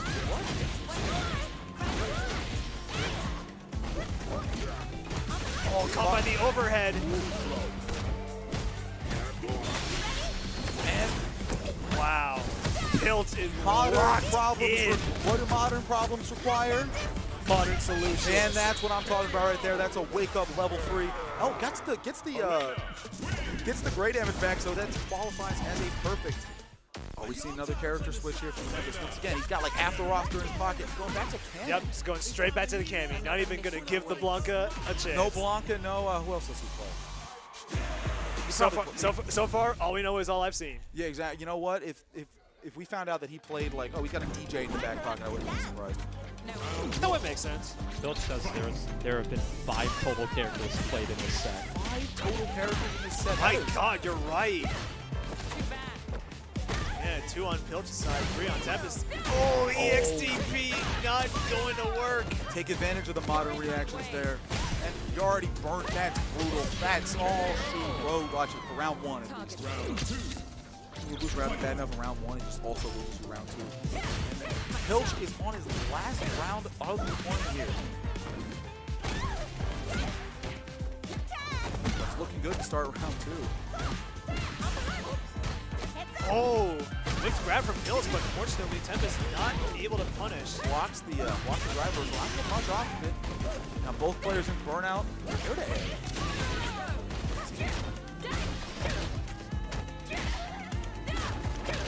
So you worry about some of your burnout strings here, playing against a modern character with. Oh, whoa! I've never seen that interaction. I did not even. Oh, the target combo whiffs on Crouch. Oh, big whiff punish. Could that be it? I think it will be. I think it will be. Huge whiff punish there, Tempest. Let's say you gotta stick with the bread and butter. You run it up with the Cami. And you get it done. Yeah, Cami was the answer all along. Indeed. You know what I'm saying? You and Pilch, you know, they have a little bit in common there, you know, both losing a Tempest Cami. So do I. All 3 of us. This is the villain right here. This is a villainous man. I thought they were going to put us on camera. They did not. We're all the way back to the Sagat. See, Sagat felt like it was ages ago, given how many characters they played in this set. Yeah, for real. Actually, wait a second. Wait a second. It was 6 characters over the course of the set. Yeah, you're right. It was Sagat, Cami. Okay, so Sagat, Cami, Elena, Bison, My. I think that was it. That was 5. Is there somebody we're forgetting? It feels like that was it. Okay, you know what? the issue was on my end earlier when I said that Tempest had played 3 characters. He had not. I probably still had the Blanca. Yeah, on about my to say mind. he played Blanca in a different set, but man, Okay, Tempest my really bad. showing out here in this losers run, showing a lot. That's clutch. There's a lot of clutch moments here from Tempest, and we're moving on. What match are we getting up here right now? I want to say we are probably due for winners final at this point. Winners final, that would be, I'll tell you, Redja and, I already forgot, Kingman. Kingman, there we go. That's going to be what we're running up here. That is interesting. Oh my goodness, it's using my start GG pronouns, which I did not put the he in. I'm just him. Of course. So, yeah, but I'm saying, like, you know, I'm not proving that going 0-2 today. But, I'm going to say, with Fever, my good friend, are we indeed going to winners finals? All right. Now, how much have you seen of, so you saw Kingman earlier. Have you seen Redja come up on stream yet? Have you? Not yet, no. Been watching? All right, well, it'll be both of our first exposures here. Let's see what bracket run we've seen Redja have so far. Because, beat Pilch in winners semis, do more crabs, and then 2 DQs to get to winners round 3, including Spaceboy as a notable DQ here. Oh, Spaceboy was supposed to be here? Spaceboy was supposed to be here. Dang. Indeed. I say, you know, hey, still got a lot of good people coming out here. Man, I wish. For those of you who are not familiar, Spaceboy won the recent Street Fighter 6 bracket at the last Iron Grid, the tournament, not the group that runs the tournament, but the actual tournament in Iron Grid. Indeed. But he also won the most recent NA East World Warrior tournament. That's right. Spaceboy is an incredible competitor here, but his ass did not show up, so we're not talking about him no more. He's not here. You know, we talk about the people that show up and get it done, like Redja and Kingman here. I really hope I'm pronouncing. Is that Fever? Are we getting that name pronounced right? Just Redja? Just okay. I'm like, know, sometimes there's names I don't necessarily know how to pronounce already, so. Better to play it safe. Exactly, yeah. No, don't.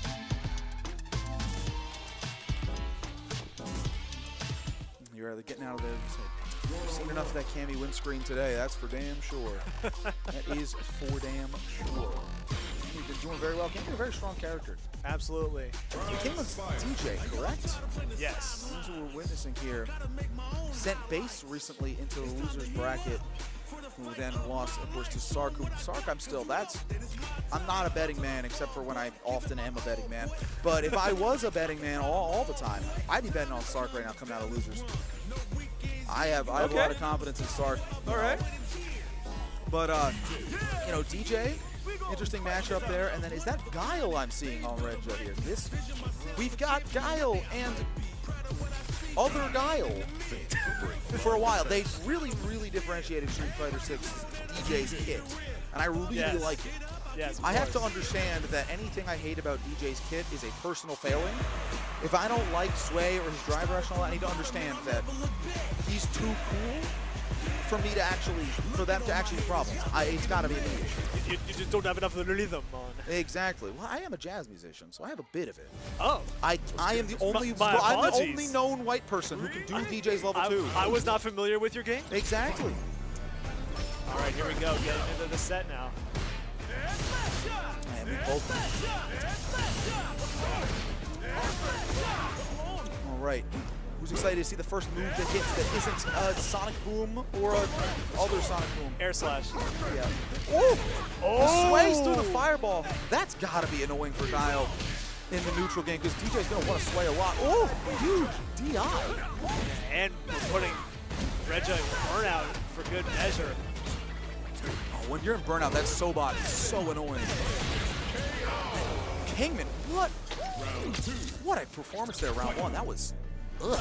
Yeah, my man is making a statement right now. And that's another statement we get here from Reg on that perfect parry round start. Oh, we're getting another one. This feels like a movie I'm watching right now.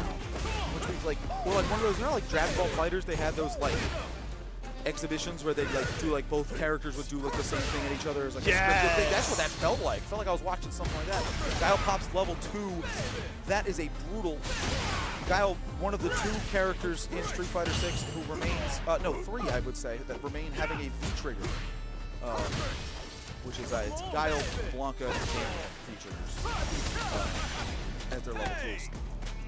Zongius level 2 is his V-Trigger. Well, no, I mean like as in, well, V-Trigger, as I'm referring to it, is a lot of those were like installs. As it is. That would be like, I don't know, I think Guiles and Blancas are the same as they were in 5, were they not? Was Guile Blanca? Guile's definitely is. I don't know about Blanca. All I know is that DJ wasn't in Street Fighter 5.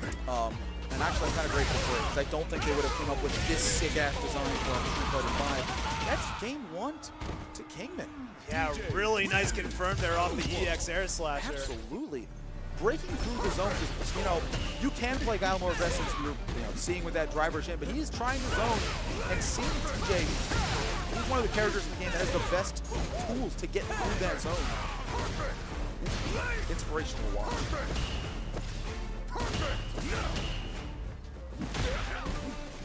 Just gonna slide into the DM, get the hard knockdown. Oh, beautiful little shimmy there. Drops the combo though. Like I said, they still got him in the corner, still not really where you want to be at if you're Guile, and now it's exactly where you want to be at if you're Guile. Immediately flipping the script there. Oh wow. Oh. The level 1 whiffed, Whoa, but it we are baited Regia into burning himself out. Beautiful anti-air. Oh. Oh my goodness. Oh, the perfect parry on the projectile.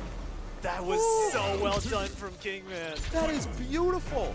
The perfect parry. That would not have worked. I think he would have got hit out of startup by the Sonic Boom if he just tried to do that. Oh, drive rush overhead. I love Guile's overhead because he looks like an old man. Ugh. It feels like it should be like a dad noise associated with, you know what I mean? They ever heard like a 55-year-old man get up from a chair that he's been sitting in for too long? I mean, hey, he is the guy famous for telling people to go home and be a family man. Exactly. No, but that's not DJ. DJ's a party animal. Oh, burns him out with that level 1. You know, that thing is functionally safe. It's minus 12, and there's a lot of pushback. So honestly, using it as a neutral poke is not bad. And he's doing it to a good effect here. That's 2-0 to Kingman. Oh, the classic.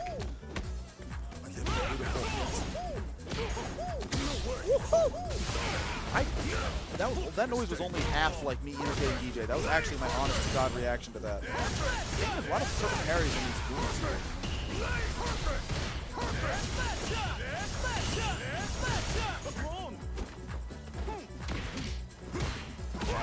God damn knee.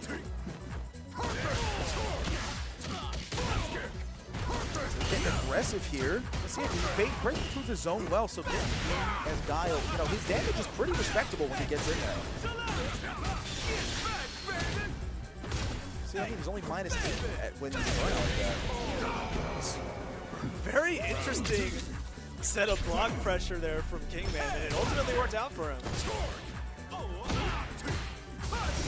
Can't convert off the shimmy.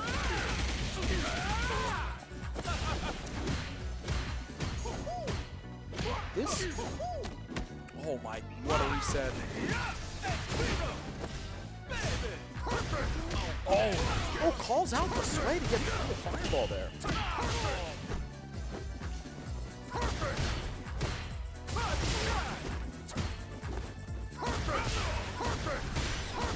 DJ's in burnout, that's brutal. That EX sway is doing a lot of work for him.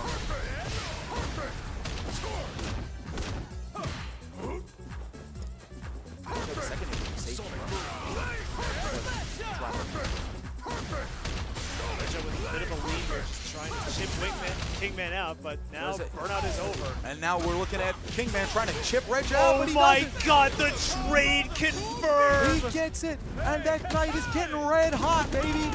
That's not the line for the CA, but what a set from Kingman. What a set indeed. Yeah, no, just absolutely dominant there. I don't know how you can have a smile on your face after that. I would be so mad if I were playing that. But so that's Reg. I have respect for Reg to be able to keep a good head about this. Absolutely. Oh, that combo off the God, trade. look at that. That's clutch right there. That's the clutch gene. That's what Jordan, that's what Kobe had. That's what all these great guys, you know, JoJo White. No, we're not doing obscure 70s NBA references here. That's not exactly the target audience. But what a set there. Yeah, no, Kingman definitely setting himself up to be a force to be reckoned with. Now sitting in grand finals on the winner's side. He is the king and he is the man. That's all I'm saying. That's what I'm seeing. Now, we've got losers semis on its way up here, and that's going to be Sark and Tempest. So, you know, Tempest, of course, having the entire character roster to choose from here. Intrigued as to what he's going to try against Sark's Dawson, because Dawson he makes you play the game on his terms. Here's the interesting thing. You would think that Cammy would be the pick here because of her ability to move around the screen and get in your face. So you would think that maybe the idea would be to try to chase down Dawson and just not let up. But we saw a character with a similar game plan go up against Sark in bases Kimberly, and that ultimately did not work out. You know, the rush down there, because it's difficult. Once again, Sark is incredibly good in that mid-range area. You pointed it out, and I just cannot get it out of my head when I remember watching it. Sark is really good at just before you get to full screen, where if you whiff an option, you know, because in full screen you whiff an option and stuff like that, you can get hit pretty bad for that, and they have more time to react because, you know, Dawson's not exactly about fast startup moves here. You've got these limbs that take 30 years to get to their full Mr. Fantastic level there.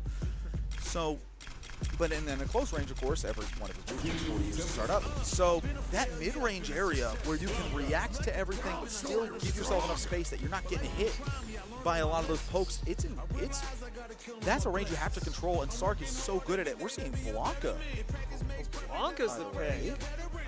I suppose, because yeah, float full screen. All right, cool, man. I'm gonna rainbow ball at you. True. I don't think that's actually the matchup, but yeah, there is a lot of Blanca can contest up there and all that, and you know, if Dawson wants to go to full screen, he's not. It's hard to react in a lot of ways to Blanca ball, and you can't perfect parry if you're floating.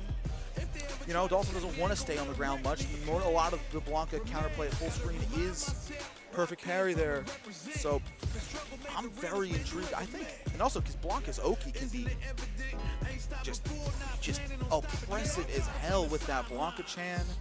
You know, go out my child. Doesn't exactly hold down the neutral, but he damn sure holds down the knockdowns. Oh yeah, especially if you're in the corner. Exactly. So what? And if Dawson, you know, if you bait a drive reversal, goodbye. Go back to. No, I'm trying to think of a game he was bad in. Dawson hasn't really been bad in a Street Fighter game. Like, he wasn't great in Alpha. The option that immediately comes to mind is Marvel 2. Okay, well, yeah, all right, yeah, nope. If he was, yeah, I can't imagine he's good in Marvel. Not really. I'm not a Marvel guy. I love the from Sarge Dawson before the game starts. I'm a big enjoyer of the game faces. Myself, I'm listening to actually Aki. I do the smile one to force myself to smile before I play my opponent, so I'm not mad. You saw me earlier. My idea with Sagat is just make it look like he's laughing. Oh, that's good. As Sagat does. Sagat, I love to look at the screen one. I love the lock in. He just looks so disappointed. Indeed. And he is, because my Sagat is like a 38%. Once again, see Sark playing that mid-range. The screen is not being stretched out here, but definitely well outside of the range of anything Blanca can do aside from, you know, that slide is useless in this matchup. Yeah, I guess so. Yeah.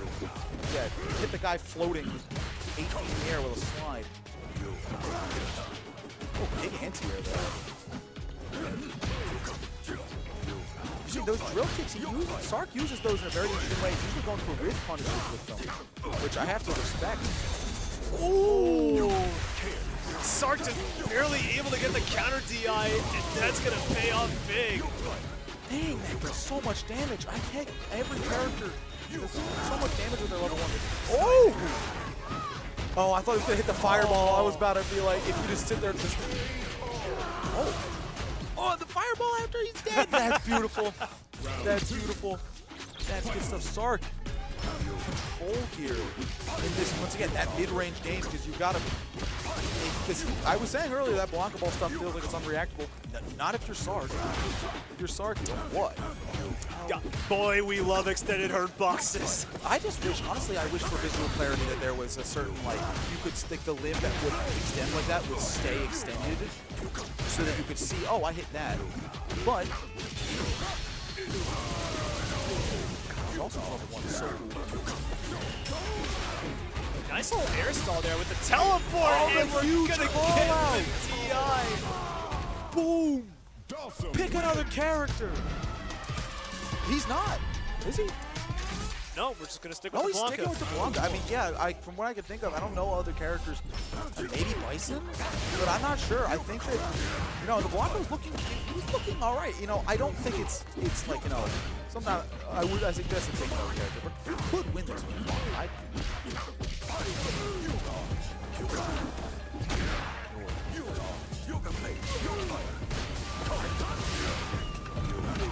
It's weird having a Dawson bracket now because now the word yoga doesn't sound like a real word to me. Like if somebody asks me what yoga is like in an hour, I'm gonna be like, the word you say before fire. Wait, what? Cancel the drill kicks? Drill kicks, the drills? That was a thing. Oh, Blanca ball going to catch a fat punish. Oh, huge wake up there. Oh, and now the offense gets started. We have not really seen Blanca get much offense going, and it doesn't look like it's going to happen. Sark really aggressive on that teleport and stuff out of the corner.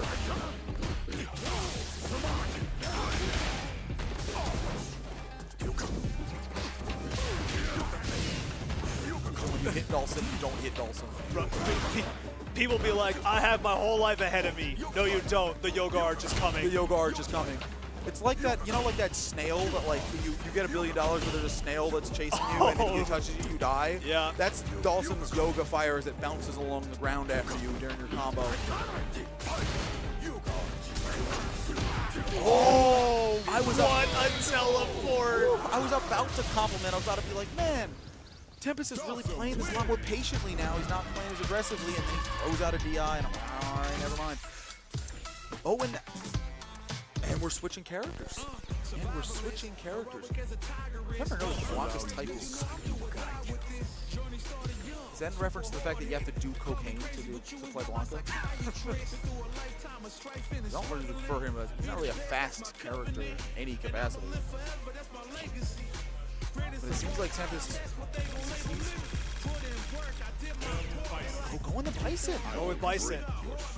Oh, well, look, even more, we're even farther pushing, because, you know, Bison, in a lot of ways, I still believe this fully, Bison is simply easier Blanca. Because with Blanca, you've got to set up your Blanca chain, you've got to electrify it. With Bison, it is you do your normal combo ender, you do every other time, and you're in the exact same situation as you would be with Blanca chain. Shall we begin? And you get Oki and everything. And a lot of Blanca players switch to Bison here. But again, why not switch back? Oh wow, the Psycho Crusher catching Sark here. I didn't know that anti-aired. See, look, and now instead of having to give up Oki to put down a Blanca, oh, huge perfect pair, and you get the throw punish. I wasn't sure if he was going to get throw there. I thought that was pretty close to the ground. Ooh, to get the level 1 there, that's knowledge. Oh. What a catch there on the head press. That jump medium kick, I believe that's what normal that is. Oh, Sark is so good at getting combos off that EX anti-air fireball. That is awareness. You have burst options. On the ground. Oh! Double! Can I get a screenshot of Sark's face after that? That was great. Oh my god. Oh! KO! I'm gonna throw up. That was a disgusting mix-up. I'm gonna yak all over the table here at localhost at Rowan University. Ooh. I was gonna say, I'm like, I don't think that works. That is not invincible. That is not invincible. That shit is, I don't remember. I'm trying to make an invincible show reference. I can't think of it. Yeah, another conversion off those mid-air knockdowns. That is, it's awareness here to get conversions off of all. It is do or die right now for Tempest. If he doesn't win this round, this tournament run is over, and I'm afraid it is. And he's gone there. This is why I might be a betting man. I might be a betting man on Sark. That is. Yeah, no, your money's looking kind of safe right now. Indeed, I'm hitting Sark money line. This has been sponsored by Dragon. No, it's not. No, but that man, because Tempest looked pretty good. Sark is just so good. Yeah, Bison definitely seemed like a good idea. God, I double KO. Yeah. I cannot believe Psycho that Crusher happened. is active like at least twice as much as I think it should be. It feels like you should be out of hitbox and you're just not. Oh, they're not converting off that drive rush medium punch drive rush cancel. That is brutal. Was that a hitbox distortion there? It looked like he was here and then he like reeled back with the fireball. Could be. That's just, gosh, that's good work there. Now we got Regia going up against Sark here. Yeah, if they ever touch each other, I don't think they're going to be in the same postcode for most of this, for most of neutral here. There's going to be a lot of zoning. But hey, I'll say Regia's guy was quite aggressive, getting in there a lot after Sonic Booms, and you would imagine you'd want to do that. Wait a second. They're not. They can't both be Regia. Well, I was saying that Regia was very aggressive against. On the screen. I mean on the screen. Sark, your identity has been stolen. There we go. There we go. Problem solved. You know, we're doing a guile mirror here. You can turn off the stream. No, bro, that's crazy. I'm Italian. I do not like Hawaiian people. Sorry, I was asked arguably offensive question. But no, it's actually, I've heard it's not bad. I just don't particularly enjoy the flavors. You know what I do enjoy? I enjoy this matchup here in Losers Finals between Regia and Sark. Now, are you a betting man, Supernova? Depends on which day you ask. Well, I'm asking here today on August 30th at Paradox Summer 2025. Who are you betting? Who are you feeling here? And now I'm not saying who are you rooting for, because of course I'm rooting for a good matchup. Well, here's the question. I mean, Yeah, that is cancelable. Sorry, I'm just learning about Dawson. You can cancel the drill kick, the drill head button thing. I did not know those were cancelable. That's disgusting. But you were saying, I am so sorry. no, all good, all good. Yeah, the question is, of course, in his first few sets, Sark has had to face off against characters that are more up close and personal. You know, they want to try to find a way to weave around his onslaught of limbs and projectiles. Whereas with Guile, of course, we have a character who is likewise more situated, in fact, perhaps even happy to play the long-range game. But ultimately, yeah, Sonic Booms are only going to do so much for you. Yeah, you want to take advantage of when you got Dawson knocked down in the corner. You really want to get in there on that, but Sark just, once again, so patient, once again, playing offense against Sark in the corner feels like, it feels like you're playing like, not, when I say footsies, I don't mean the concept. I mean, you ever played the game footsies? I have not. Oh, it is a very fun time. It's like $4 on Steam. It's not sponsored, by the way. I just like it. It's a game where you pretty much only have like a normal that you can cancel into a special and like an anti-air, and you're just, all you have is that, and you can't block or parry. And basically every little, and you die in like 1.5 hits. Yeah, That's what it feels like it. against Sark, because you just, it feels like, you know, oh, he doesn't have much to deal with this, does he? Well, I don't have much I can do either. Because if I do something too big and he just teleports away from me, oh, all right, well now he's punishing that and I'm dead. It's like, he is so on top of it on defense. But Reggie's running good offense right now. Who's the zoner now? Let's both of them. We're seeing very good zoning.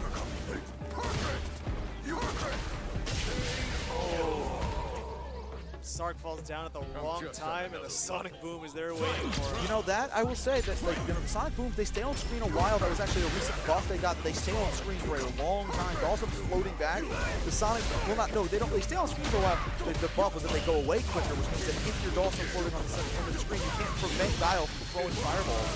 There's that sick anti-air combo again. And he's so good there. Sark's awareness of various situations and burns him out. Oh my goodness. Oh. Beautiful fierce. And oh! Oh my god! Oh my goodness! My money, I'm doubling my money today. That was incredible stuff. There. The yoga art is coming! The yoga art is coming! The yoga art is coming! It's coming! It's the snail! All right. Once again, you can't even say these guys are like, they're playing their asses off. Oh, huge flash kick there. Oh, we got that Street Fighter 4 Guile theme going. Heck yeah. Oh. I do like that. This game, if you lose, oh my goodness. If you lose, your theme comes on. Your character theme. Is that how it works? Yes, it is. And I know it works online like that. I think it also works like that for offline. I will say though, just to take here, well, Smash Ultimate's version of the Guile theme is the best one. I'm so sorry, they nailed it. Oh, huge. Falling down the Sonic Boom, these slow fireballs. Oh, no. The yoga arch. There's no drive rush, you gotta dash in, and that's a lot more committal. Oh, so much crap there. Yeah. I also thought that Sonic Boom was gonna hit it. Look at him phase through. You really wish you had the horizontal range on that flash kick. Wow, just gonna slide in for another throw. I think he did that to me about 12 times in our set. We only played 2 games. I think I got hit by that double-digit times. Ooh. Oh, The aggression there from Sark. Oh, the level 2 activation. Drive reversal, but hey, you're not really in a great spot. You drive reversal there. He's going to want to get rid of your drive anyway. Seems like he's not working out there. He's also able to stay far enough away.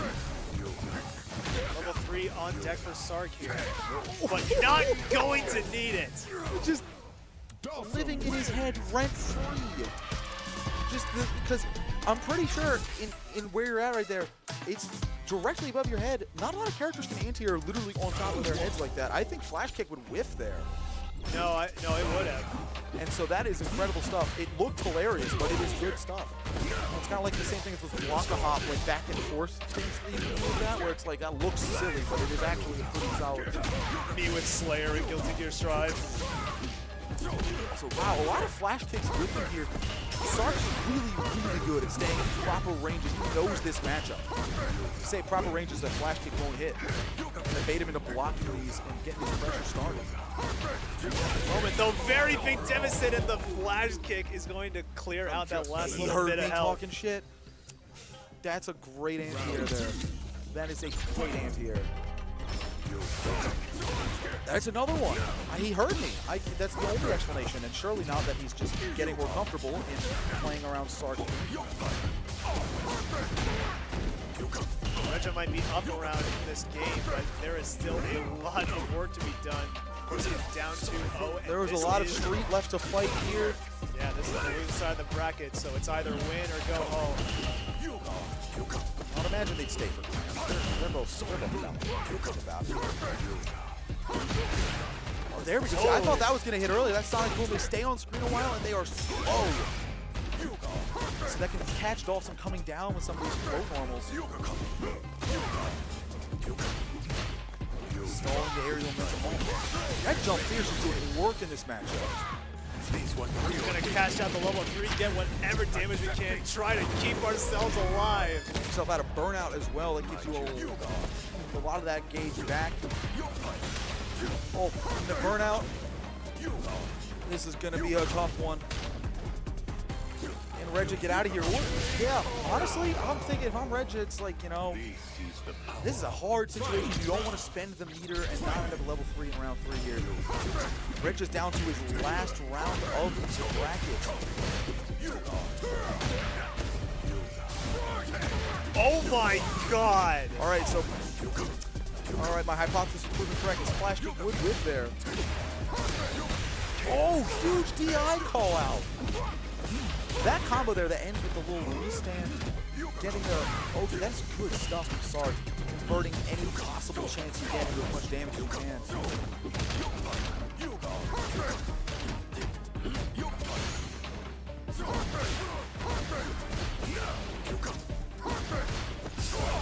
Sizable lead, let's see if he can close this out. Level 2, and we're just gonna respond with the level 3! That's gonna be burnout as well. And if when the player cams move, I'm pretty sure Dawson is actually, he has no super meter. Oh, man. See what I tell you, Sark on defense he's in control. He knows. He's in your head. He's in your brain. That is incredible stuff there. I'm making so much money off of this fake Sark bet that I did earlier. Well, hey, if you want to get the payout, then there is one monumental task standing in Sark's way. He is moving on to grand finals for a fated showdown against Kingman. Indeed. You know, DJ, he's got a lot of, I would say, there's a lot of important things against Dawson. You want that horizontal range or the anti-airs, and those up kicks have a lot of horizontal range. You can knock Dawson out of the sky. That teleport, man, because he's always got it in the back pocket. You know, Dawson's a very slow character, except for those moments in which he is abruptly not and is on the other side of you. It's hard to react to that sort of thing, and it's hard to keep your, you know, your mental stack aware of, oh, well, what if he's right behind me? It's hard to keep that in the mental stack, because I already got to worry about if he's going to throw a fireball, he's drive reversal, is he going to jump, is he going to, you know, is he going to mash buttons, is he going to block, is he going to parry? It's hard to also be like, well, he's going to cross me up from behind here, or go for empty teleport throw. It's just, I'm getting stressed just thinking about this. Defending against Dawson, especially a Dawson as good as Sark, it is, once again, it's stressing me out. As we said, the idea with Dawson is, of course, you cannot let him run his game plan, and he just controls the pace of this game in a way no other character does. Yeah, and Sark specifically, once again, because he's got that dominant, he's not just great at long range, and he's not just great when he's pressuring on knockdowns. He's great at the mid-range area. He's able to control, once again, you're playing Dawson's game, and you're playing Dawson's game exactly the way Sark wants you to, because when you're, once again, when you're winning the Dawson matchup, you end up in positions where, like you're playing Dawson's game, but you can play, a lot of characters have tools that can win Dawson's game. But not if Dawson's controlling like that. Now, I'd like to take a look at Sark's run here. Who sent him into losers here? We're gonna take a look. Base sent him into losers, and Base. I guess Sark got his revenge. Base sent him into losers. But remember, Kingman really took it to Base earlier. So if you're looking at it from like the the aesthetics of the matchup here, the narrative we're building, that there's a bit of like oh, you've beaten, this is the level 1 guy is Base, and then the next level, the second phase of the boss fight is Kingman's DJ. Absolutely. Now, how do you think, we're looking at Sark's defense, of course, is incredible. But DJ's offense, especially in the hands of Kingman, we've seen has been overwhelming to deal with. There's so many different options. He's got the sway overhead. He's got all sorts of pressure. He's got all sorts of resets. What are you thinking about how Sark's going to defend here? What do you feel about that? Well, here's the important thing to keep in mind. Even if Sark manages to get the upper hand, Kingman has, suffice to say, a surplus of wiggle room to work with, because keep in mind, this is Grand Finals, and Sark is coming from loser side. So if he wants to be our Paradox champion, he has to win not just 1 set, but 2 sets. Indeed, he's got to run up. He's got to, Sark's gonna have to reset the bracket, and that's what I think what's gonna happen. Once again, hey, prediction. We're putting this live on television. All right, you can quote me on this. I'm imagining what we're gonna see is we're gonna see Sark is gonna win set 1. It's gonna be relatively definitive, but it'll get closer as time goes on. I'm thinking I'm gonna go 3-1. It's gonna be 2-1 and wins game 3. So wins game like 5 in this case. And then I think, because Kingman's gonna have to learn, you're gonna have to learn how to deal with Sark's Dawson, because once again, Dawson's not a matchup you see all that often. You're doing a lot of learning on the fly, and then also, Sark specifically plays a Dawson that can oscillate between like 12 different play styles. He can hang out in the mid-range with you. He can get right up in your face. He can teleport James Harden, cook you up. And so I think that Kingman will have learned about that. He'll have used that first set as a simple knowledge accruement, and then give me 3-1 Kingman in the reset. You heard it here first, folks. Let's take a look at the bracket here. This is we're actually seeing this. Oh, you beat FemShep. Yes. I did. Stuff. That's not a. That was the Sagat, was it not? Yes. Indeed. I've played Sagat all day. Sagat's no. See, I'm also in Sark's run here. We talked a lot about the Dawson Aki matchup. And it was interesting. We talked about these level 1s. It's fun. Dawson's got some really cool stuff with his level 1. Like the medium one the medium does the most damage. The light one's the low one, and then the heavy is the anti-air. Yes. Light has the most range and it's the lowest, and medium does the most damage. It's very interesting. Because there's some Aki burnout loops that if you do Dawson heavy level 1 can actually interrupt. Yeah, it could interrupt previously, but can't anymore because they made Aki's burnout pressure better. But before, he was able to be able to do the anti-air heavy level 1 if she did the flip. Like the flippy daggers thing. A lot of characters level 1s like Akuma, like Rashid, Luke, Ryu, a lot of those level 1s whiff if she does the flippy jump because she's just way in the air. But Dawson had a way to do it even though he didn't have an invincible level 1. But not anymore because now she's paying for that medium punch quicker. Sorry, dog. Surely I used that to beat Sark. I did not. I got too low.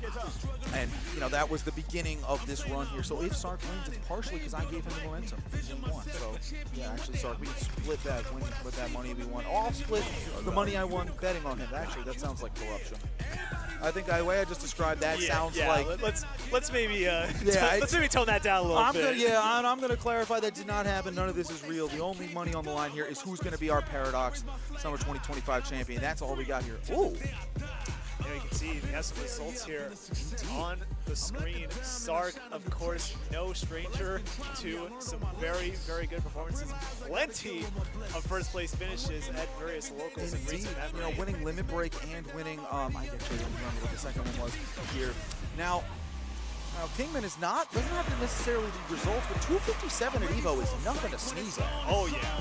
That is, and 33rd at the US Canada East 3. That's the one that's basically what we were talking about earlier.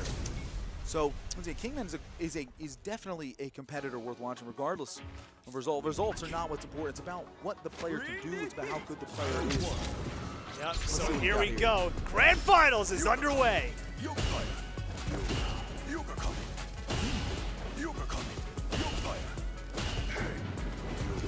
Sark's trying to control the space with those projectiles. Quick little duck under that one Dawson normal there. That was nice stuff. The aggression we've seen out of Kingman, not yet. We're really watching him slow it down. You know, be willing to, I'm going to take my openings when they're available. I'm not going to just drive rush into you. Oh, he did. Well, that was a good opening there. I don't. Oh, DP for your troubles. Great anti-air. And now the party starts. See, now that he's on offense, he's going at him. Woo! Huge whiff punish there. Oh, beautiful. See, look at the patience. We spent like 20 seconds where nobody did anything except Dawson was, was zoning and PJ was sitting there blocking and parrying. The moment he got an opening, game over.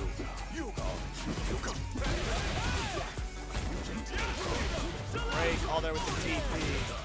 We're gonna push all the way back to the corner. Try reversal. He said, "Get me out of here." I know what happened last time. Okay, I've played these games before. Oh, just teleport to the level 1. Oh, Kingman almost in burnout with here. the slide. Oh, Oh, what an anti-air. that is what Sark does. Sark knows he's in your brain. Sark knows what you're gonna do before you do it. It is incredible. Just gonna play that spacing game. Indeed. Trying to make Kingman react in a way that leaves him open. But instead we're gonna get the trade pickup off the EX air slash followed by the punish counter in the Great corner. shimmy. Big drive reversal to keep the corner. He's burnt, but he's still in the corner, which the knife is getting red hot. He's gonna take home game 1. That patience. That was something else. Yeah, seriously. You know, Kingman letting Sark know he is sitting on winner's side for a reason. Indeed. Again, that is control. That is understanding. Because it might not seem like it at the moment. There's absolutely holes in Dawson's game plan, and Kingman is wholly aware of this. We actually haven't seen much of Kingman having to play defense because we're seeing a lot of neutral, just a lot of waiting.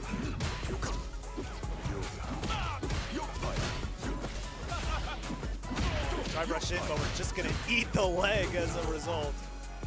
Ooh, Sark's unfortunately pushed himself back into the corner. At least he did until the teleport came out. The overhead there. Heavy level 1. Gets the slide in for the throw. DP for your troubles. Huge But we're DI. just gonna answer back with the DI. Sark swings on those DIs like he knows that you're gonna get hit by it. I don't think he's been counter DI'd yet.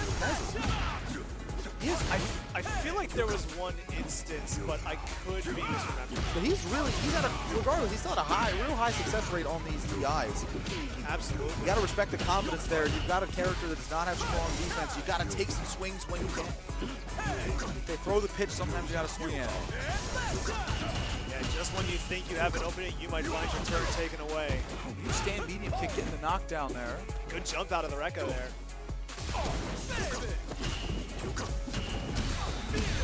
Oh, there's a counter DI. It's a simple confirm here into level 1.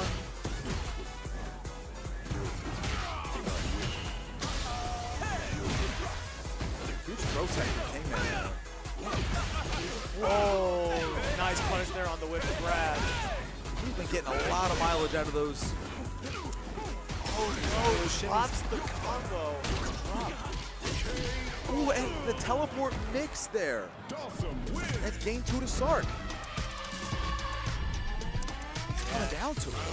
Wow. Yeah, if Kingman wants to take the W, he is not going to get it for free, as Sark is plainly demonstrating. Absolutely. That spacing track is nasty. Okay. A heavy yoga flame there on block. That's almost like the candy, like the jump instant EX diving kick that sort of punishes the throw attempt there.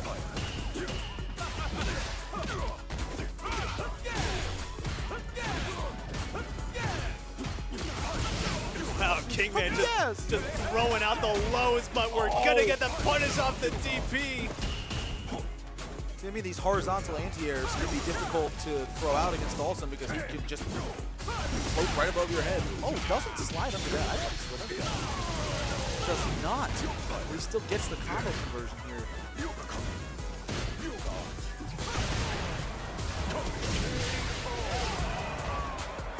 Dawson's air trajectory. It's so hard to air him because all of those special moves in the air will mess with his air trajectory. Nice driver over there to get out of the corner, followed by the teleport, and then the yoga arch comes down to even get a little damage off of it. Spread it, run from it, yoga arch arrives, all the same. DJ's on offense now, you know what that means. I mean, Sway Low is coming, apparently. That's what Ken most of his time. I didn't think that was going to kill.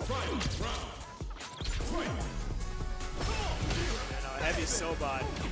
Pretty good damage on that. Indeed. Ooh. Mashes on the target combo there. You know, this is Sark's. This is... Oh, no, it's not! It's Sark's. I don't know. That's not how they look like.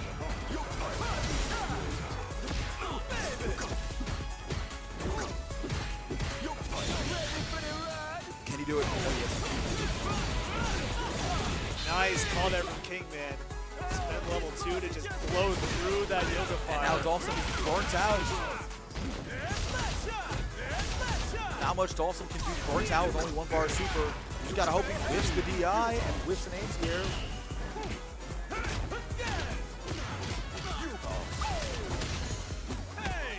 Oh, the EX Sobot sets up for the grab. Gives him the plus ranks to take the throw there. Kingman's 1 game away from being your Paradox 2025 Summer Champion. He is. But hey, this has been a competitive set for sure. Sark is not out of this just yet. No, not at all.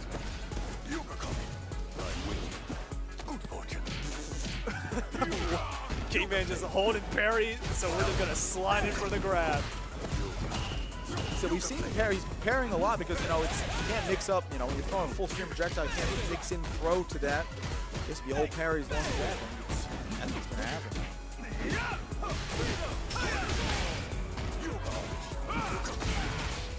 I notice Sark likes to drive reversal when somebody will pressure him with an EX move because he's comfortable spending the drive when the opponent does as well. It's a trade. 2 bars, and you get a knockdown, you get out of trouble. That's incredibly good drive engage management by Sark. Part of why he's, you know, been able to make this losers run to get to the spot in the first place. Oh, Yoga Arch not going to save Sark this time. He's been doing a lot of that today, so surprising to see it now. Oh, what a shimmy. The spacing. Sark knows this spacing like the back of his hand. Oh, no, the combo drops.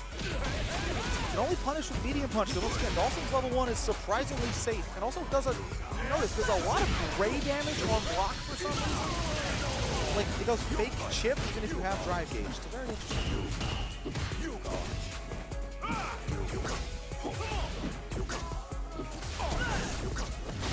Oh! DJ's burnt out, that's gonna be... Oh no, we're too floaty, we can't get the punish. Oh, grabs the DI. Oh! Tries to go for the throw reset. know, we're in the corner against Dawson. And that's it. That's going to do it. Kingman is your Summer 2025 Paradox champion. Wow. What a performance. Well, you were right about the 3-1, but unfortunately not in the direction that you No, wanted. I was not. This is why we don't bet, kids. This is why you don't gamble. Man, Kingman, that I cannot fathom the patience and the discipline required to be that, once again, to find your openings, to be that, disciplined is the only word I can have for it in this Dawson matchup. Never got frustrated. He never overextended. He found his moments and he took them. Absolutely. And massive shout out to Kingman, of course. Absolutely. Just dominant performance all around from everything we saw of him in top 8. But of course, cannot go without giving my flowers to Stark as well. Absolutely. Second place in a bracket like this, of course, absolutely nothing to scoff at. And Nope. He made me like watching Dawson. It was incredible. I was having the time of my life watching Dawson. Once again, and you know, I'm excited. I'm excited to see what more he can do, and I'm excited to see what more Kingman can do. Because as we noticed, you know, Sark, he's been in these places before. We saw those results. This is Kingman. We did not see in his recent tournament results a first place victory. I think if he keeps playing like that, he can win pretty much anything he enters. I can't imagine. You know, I can't imagine that this isn't a big confidence booster and a big, you know, big indication of what the future is possibly to come for Kingman. absolutely. I mean, hey, both of the characters we saw in that grand final match, not exactly the most common you might find. So the fact that we can see them just tear it up as much as they did. Yeah. No, I like seeing unconventional characters really tear it up because neither of them really play like your classic Street Fighter 6 character. Neither of them really not crouch, medium kick, drive rush, dispense. None of that. They're very, yeah, they've got to be, you know, they've got to fight to the beat of their own drum here, and it's really cool watching them, you know, run up into characters that are more standard, you know, your Kimberlys and your Camis and such. And God, that was such an entertaining grand finals. Even if it was 3-1, it felt like I was on the edge of, I wasn't physically, but I was mentally on the edge of my seat that whole time. Yeah, no, there is certainly a timeline where Sark could have, you know, made the comeback. Absolutely, and I feel like we'll see that in future tournaments. I know that he's still, like, I wouldn't say new. He's not new, of course, but he hasn't been showing up to a lot of the New Jersey Philly events up until like the last month and a half or so, and he has, once again, we saw the results spread. Yeah, he's relatively new. You look at his start GG, he's still relatively new here to this sort of stuff, but he doesn't look like it. Yeah, you seem surprised. He does not look like it. There's confidence and control. You know better than me. Yeah, now, hey, look, I've been keeping up with that because, once again, my previous Metafy coach, of course, FemShep, was talking about him a lot on Twitter because, you know, she's been struggling. She was like, I ran into this Dawson, but never seen it before. They're showing up to the local events. But that was Street Fighter 6 for Paradox here, Summer 2025. Yes, sir. So I've been CBD. I'm Supernova. Hey, an honor to commentate with you, and we've got Guilty Gear Strive coming up next on stream. Make sure you don't miss it, folks. I don't know nothing about Guilty Gear. I'll be passing the mic off to one who does know. I got it logged down. And Supernova's sticking around here to commentate Guilty Gear. Yeah, solid run up there. It was fun watching you on stream, and I'm excited to watch Guilty Gear. Oh yeah, no, you know, it should be good. So yeah, ladies and gentlemen, if you are watching in the chat, of course, thank you for being with us, first of all. But yeah, no, while we wait to get Guilty Gear set up, get yourself a snack, get yourself a drink, get yourself whatever you might need, and do not change that channel because we have more awesome fighting game action coming up in a moment.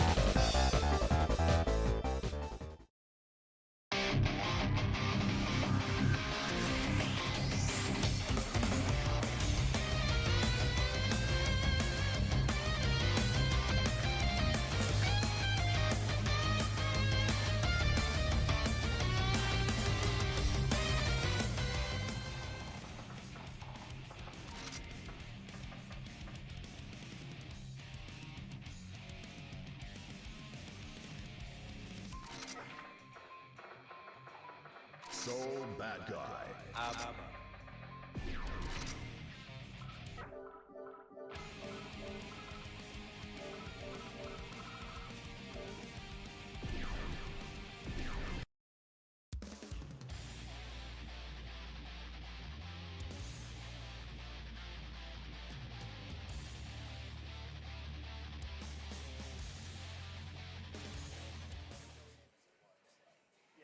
Man. Duel 1. Let's rock.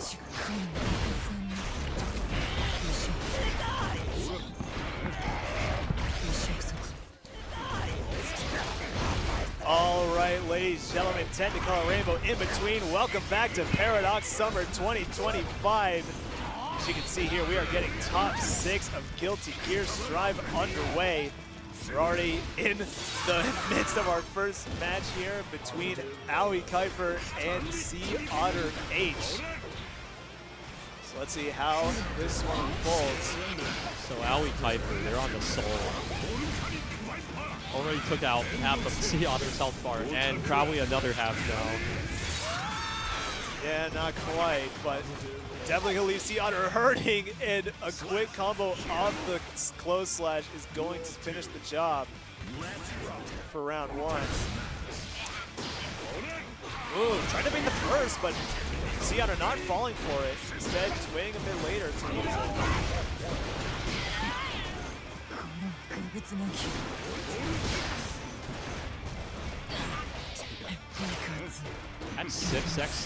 That 6S whip.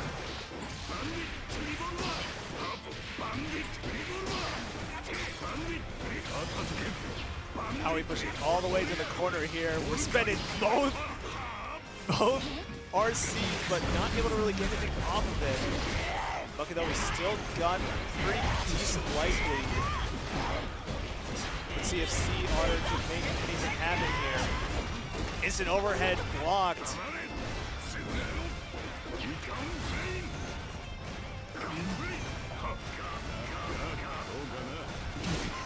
The triple fade. Gone flame. That's crazy. All right. Gone the flame.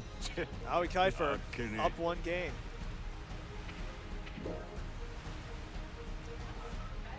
And once again, this is top 6 here at Paragon, coming at you from local host Rowan. So again, major shout out to local host Rowan for hosting us, and to the Iron Grid team for putting all this together. We just ended an absolutely incredible Street Fighter 6 bracket. So now we're switching over to Guilty Gear. Oh, big counter hit for Sea Otter, and we're going right into Jealous Rage. Oh, the overhead coming out, and that is going to give us the wall break with the super for good measure to get a little more rage on deck.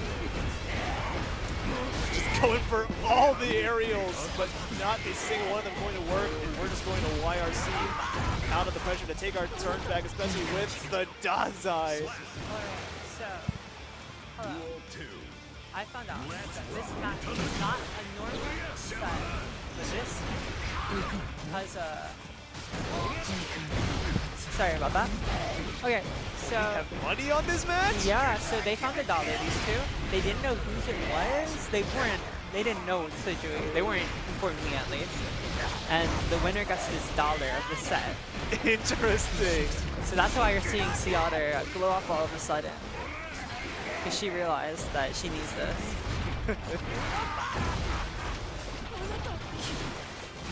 Well, welcome to the mic, fellow commentator. Introduce yourself to the people, why don't you? I'm Mimi. I play Guilty Gear Strive. I'm also in the bracket. But I'll probably be here if I'm not playing, and the spots with them. Very nice. These two are both very close friends of mine, so I can offer some insight towards the way they play. Alright, we got the hard knockdown off the wall break. Just gonna get a throw tech though. Yeah, I mean, Kuiper, yeah, I was gonna say, she was running on very little life, and Sea Otter beat her. Nice PRC though to just get the 5K check, take that last little bit of health. So we're tied up 1-1. Yeah, the way the first game went, I thought Pfeiffer might run her over, but she has Jealous Rage and stuff, so this could go good. Oh my god, how did that hit? Yeah, that move is gigantic, hit 2S and Jealous Rage. But now comes the hard part for Seattle because she has no Jealous Rage and she needs to find a way to cheek some in. So she's got to get a good hit.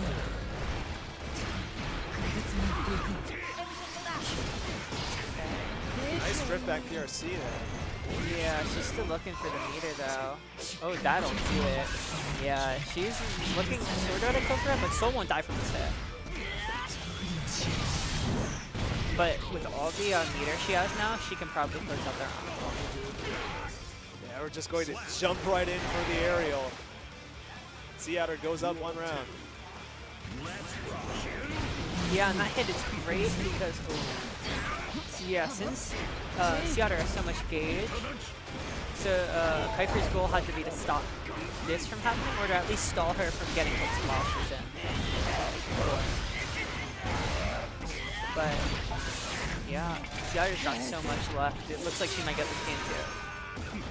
Yeah, the tide's definitely looking in Seattle's favor, especially with that rage and the positive bonus on deck. Yeah. Pfeiffer going to burst out, but it's just going to get hit anyway. That might kill. We've got the full animation. Yeah. Just rip this guy to shreds. Yeah, Jealous Rage Super has 2 versions. So when she's in normal form, it brings her into Jealous Rage at the end. But when she's in Jealous Rage, it just does a ton of damage. Of course. Going back to character select here. Yeah. I'd be contemplating a switch, or maybe we just need to reset the mental. Yeah. Covering Johnny here. I don't think she'll play Johnny. Aoi Kuiper plays a ton of characters. I think she'll probably swap, but Soul, she's been like really on a lot recently. Ram is another character she plays a lot, so I think she's like kind of maining Ram right now. Ram and Soul, I'd say, are the characters she's playing the most. I'm a Ram main myself. I gotta lean in for this one. Yeah, no, she's great, so you might be able to learn something. Yes, sir! Duel 1. Let's rock. Alright. Game number 4 here. Immediate burst from Seattle. Yeah, this is a great way to start the game. Running the entire Jealousy range out. Aoi Kuiper looking good in this round. Nice grab. Oh, I thought that Kuiper went for the grab. But she got grabbed out of air dash landing is what happened. But Seattle is like no Jealousy to work with. What will she actually be able to get? She can't. Oh, wow. I thought she couldn't finish the combo, but look at that. The aerial key grab. So smart. She has a positive bonus now. She at least gets to fight here. But that super getting baited is massive because Ramathal punishes. She still has meter, but Seattle going for the hero burst. oh no. Forcing Kuiper to burst themselves. No swords on the table Yeah. for Kuiper. Oh, but I don't think Seattle wanted to swing in and get counter hit. There you go. Oh. Set point. Yeah, one in anti-air. Let's rock. All right, that throw with all the Jealous Rage on the table. Seattle looking to close that out, but great blocks from Kuiper.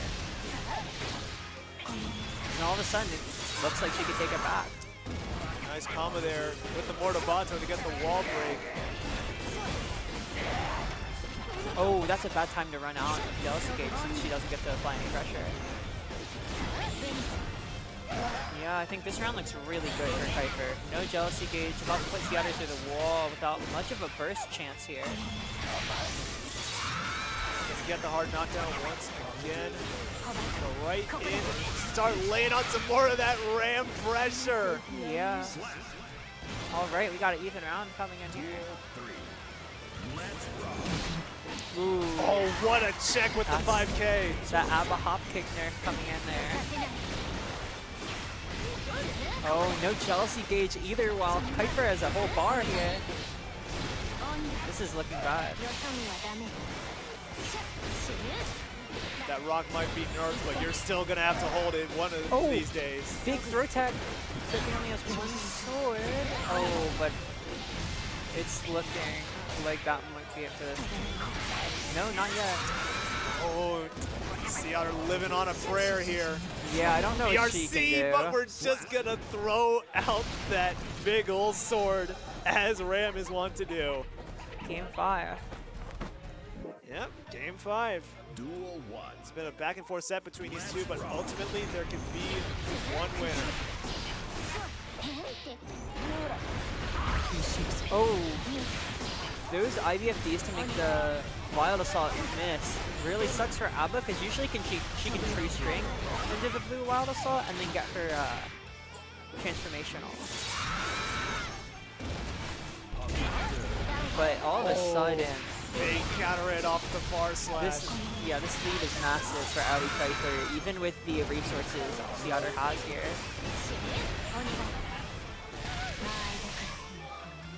Slap. Just take the throw. Yeah, and we're on set point on the other end now. After going down early, Ali Kuiper's managed to bring this back. Oh no. I don't know if Seattle knows that's minus now, the Rockets. Oh, I think she heard earlier, but I don't think she's let it sink in yet. But that burst is huge to take out. Ooh, nice parry there. Oh, Two great parries. parry. Yeah, no, Seattle's definitely in this match right now, but she needs to find a way to transform safely. There's WinCon, she can do it now. There you go, that could kill, that should kill. Yeah. Alright, final round it looks like. I don't think this will live. Yeah. Definitely not. That version of the Super is very powerful. All But- right, final game, final round. Oh, huge burst gauge advantage on Kuiper too. So, oh, great block. She didn't punish. Well, because the dust was covered by the sword explosion.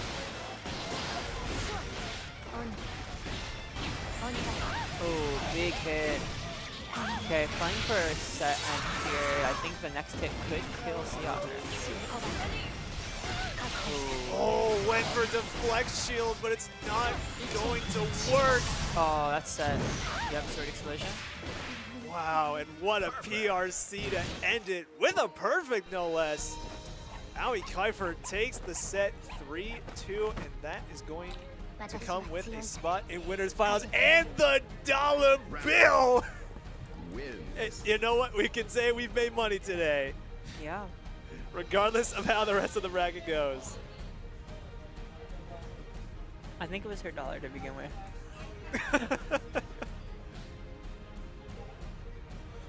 Well, Oh, wow. if that's the case, then it's back where it belongs. But it looks like we're going to have Seattle staying on the tournament setup here to play her losers match against PGT. Yeah, PGT, of course, Iron Grid's own and one of the driving forces behind all of this. So massive shout out to her and, of course, the rest of the Iron Yeah. Grid team, because without all their hard work, none of us would be here right now. Yeah. Now, I am interested to see who she plays. I believe I have yet to actually see her on the sticks. She plays Anji in Strive. Anji! Anji Mito, yeah. Oh, Spinny guy. man, love to see that. Always down to watch me some Anji. And so now we are down in the losers bracket, which unfortunately means that one of these players is going to see their tournament run end here. Yeah. I think playing for 5th here, because the last match was semis. Alright, wow, they're going right into it already. Yep, buttons checked, character selected. We are hopping right into it.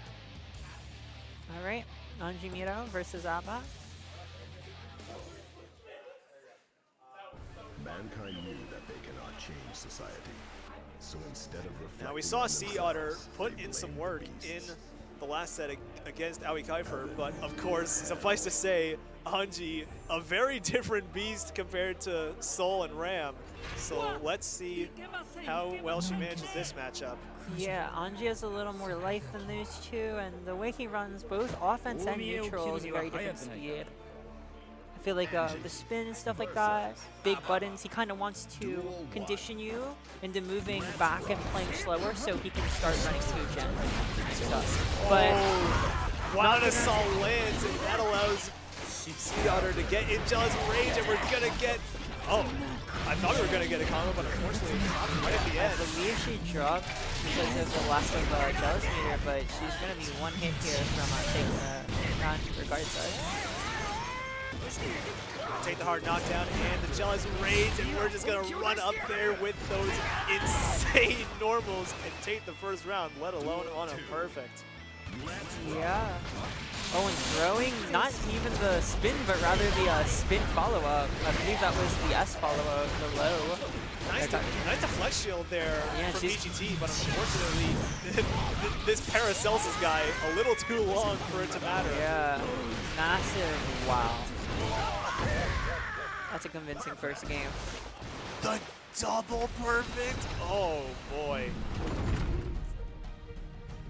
Well, suffice to say, Sea Otter definitely putting any doubters to rest with that one. Yeah, not shooken up at least. That's not the gameplay of someone who just lost and is like, stays down about it. Just gonna go right into game 2 here.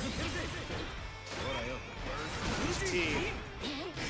Good little pressure there in the corner, but we are going to break out and the deflect shield gets punished. That is going to be a lot of damage falling right on Anji Mito's head. At the speed she's playing, I think that move she whiffed would be to auto-time punish the deflect shield. Oh wow, what a throw. I think the hop follow was a little early there. And yeah. Oh, why would she? Okay, well, BGT's gonna live.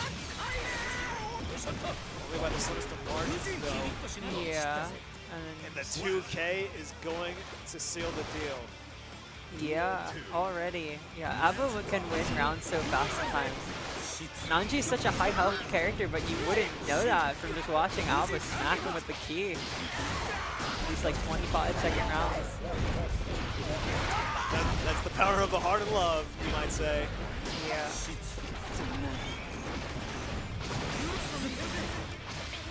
But yeah, no, this has been PCC's round. I mean, she got out, she got her first. Has her super low now.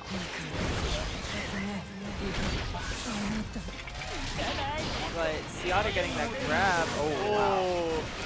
You know, as soon as you brought up the fact that PGT had meter, I thought, are we going to see the counter super?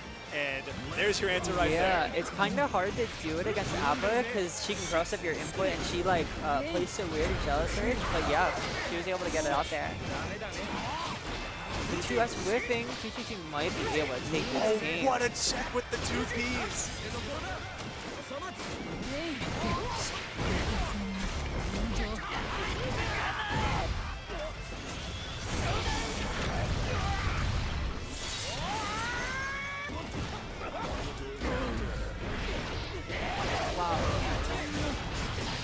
All right, wow. We're just gonna cross up like crazy. That is 2 games on the board for Sea Otter.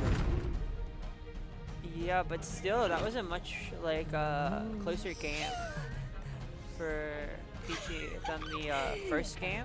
Absolutely. There's clearly shifts happening, and I think there's a room for them to start winning here. Oh, just gonna throw down the fish right there at round start. Ooh. Seattle gonna run out of yellow stage meter here though. We're gonna have to. Oh, never mind. No, she's got it. Never mind. Or not. Yeah, the Donzai not going to work this time, but it's fine. We're just gonna get the wall break anyway. Yeah, running in and out of jealousies there. In these hits. I think that should kill. God. Yeah. Even the smallest of hits in Jealous Rage is just absolutely brutal. Yeah, we got set point for us starting out.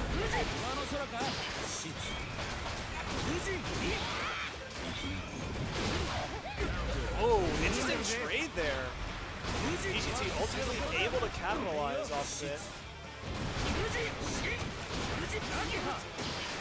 We're just going to run the gamut with this Fujin offense.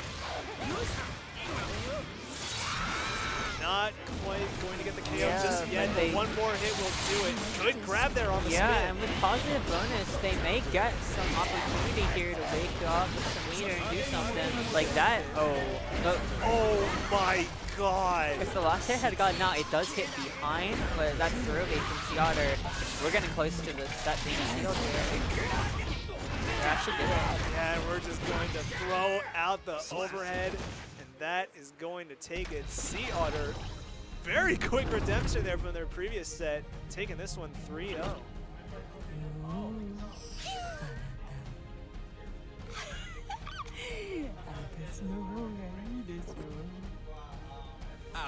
As you can see right there, just the relentless offense from ABBA and Jealous Rage.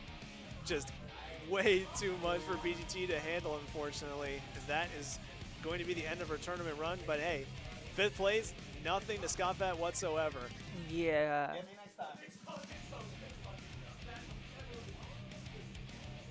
Okay, I'm not sure what we have coming up next.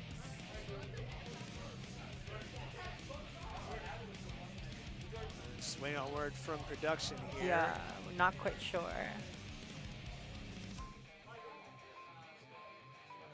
Oh, okay. Well then. Yeah. All right. Okay. If there's room here, I'll see you guys after. But there will be.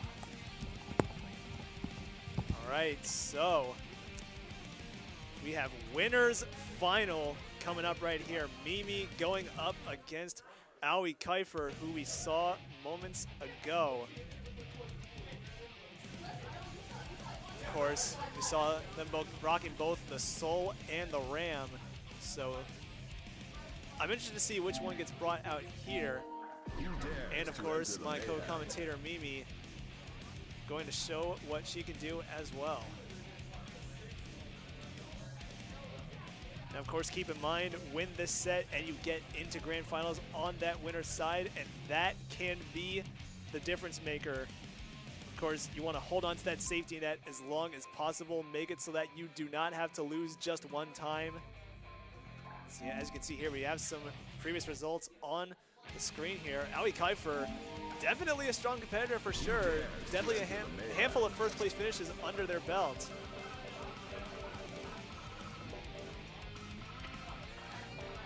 Meanwhile, Mimi, no slouch either. First at a TNS Guilty Gear tournament. That is awesome. So we are in for a heck of a set, I am sure. And interesting characters I see our players hovering here. Okay, never mind. Aoi Kiefer is going to be opting for the Soul, and we have Mimi going with Elfelt. Oh yeah, Mimi's known for the Elfelt. Yeah, no, I am always glad to see Alpha on the screen. So I am looking forward to seeing what Mimi can do here. All right, let's get into it. Winners finals. Quick grab there for Mimi. And of course, we're going to TW2 to set up a grenade, but Aoi Kiefer just going to burst on out of there, at least not before the counter comes out, and we're going to break the wall with the bomb super. The bombs have been planted. All right. Nice confirmed there, but just let it drop, decided to take that last little bit through other means, and the 6P is going to finish it. Mimi putting up a perfect here to start off the set. Yeah, with the roaming cancel too, just to counteract the BRC. The PRC to counteract the BRC. That's a smart move for Mimi. Oh, the backdash into the Rekka.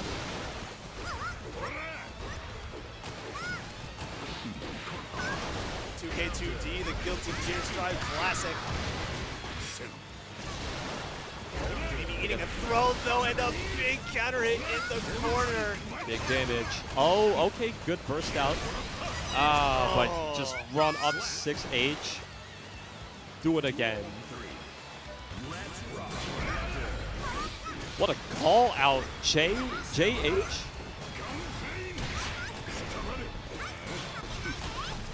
Going to use the grenade to just flip on out of the corner.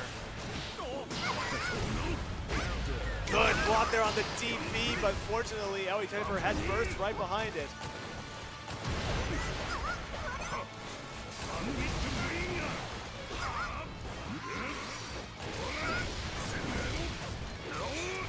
Big Missing fight, damage. sticker landing. And now, oh, does not get hit with the bandit bringer. DP is blocked once again, and this time no burst is going to save you, but the wake up DP is going to work that time. And the slash is going to get the slash. Aoi Kaifer taking game 1. Duel 1. Going for a wild assault I in game assault 2. at the start. Alright, stagger pressure. I forgot, you can cancel Fafnir now. And it doesn't guard break. Doesn't guard crush. Right, bombs have been planted. Oh, and the low off of the Rekka is going to light those up. The burst bait, the block burst. Oh my god, you're probably dead. That was Going an for the unfortunate series going of for the events. dragon install grab? Yeah, you're gone. Yeah, rare heavy mob cemetery appearance. That is going to be more than enough damage to take the round.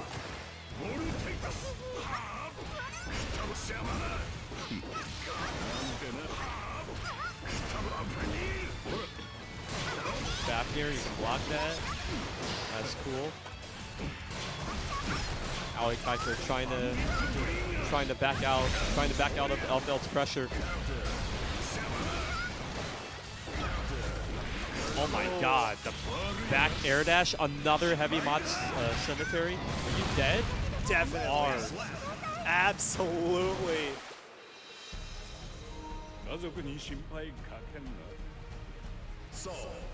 Aoi Kaifer putting in the work here, showing just why they got to this point. Up 2-0, and we're just gonna keep going.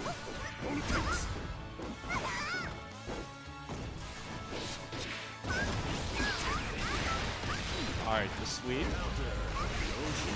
Counter hit, throwing out the burst early.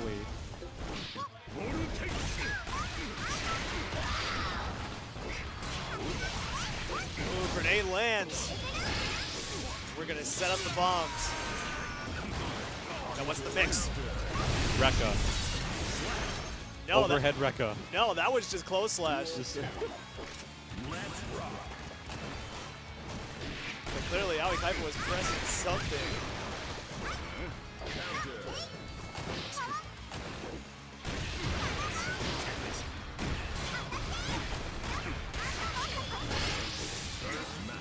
Going with the bombs again. all right, another setup, area shift. Oh, blown up. Just blast this guy. Fortunately, though, not able to bait the burst, but it's all good. We just do a quick 1-2. There we go. Mimi is on the board. Duel 1. Yeah, Mimi still got it in there. Gonna keep going. Gonna keep the set going. Out space. That's success.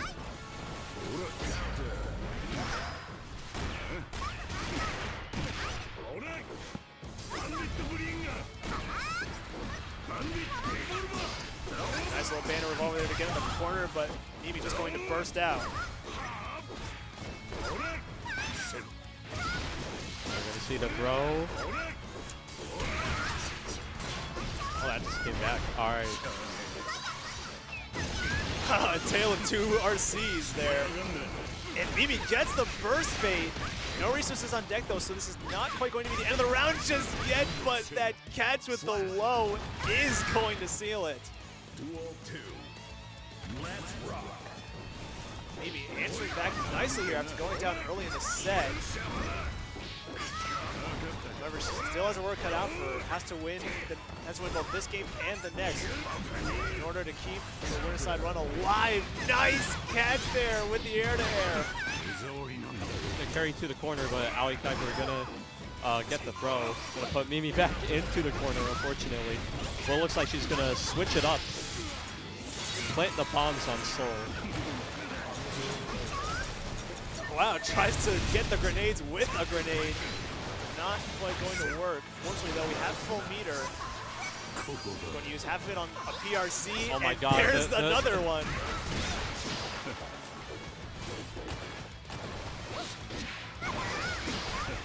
the Roman cancel neutral. Yeah. The Roman neutral. Going back to character select here. Are we perhaps switching to the Ram, or do we just need a bit of a mental reset? Could be a mental reset. It very well could. I mean, this match has been back and forth, so I will not fault Aoi at all if they want to stick on the Soul, but instead, but we're going to Kai. they're going to his rival, Kai, the son-in-law. All right, game 5 here. This one is for all the marbles. Winner moves on to grand finals. Loser is going to have to fight a bit harder to get there. I don't know how this matchup is gonna go, but I don't know how Kai does against Alpha. Honestly.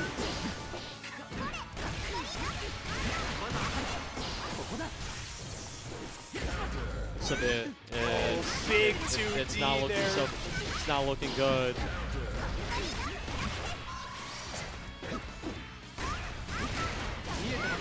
All right, YRC, that's fine. Oh, got the counter hit.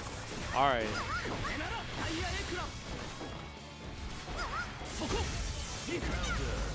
Oh, counter hit food arc. Counter hit food arc. Oh my God. Oh, we're gonna zoom pass with the BRC.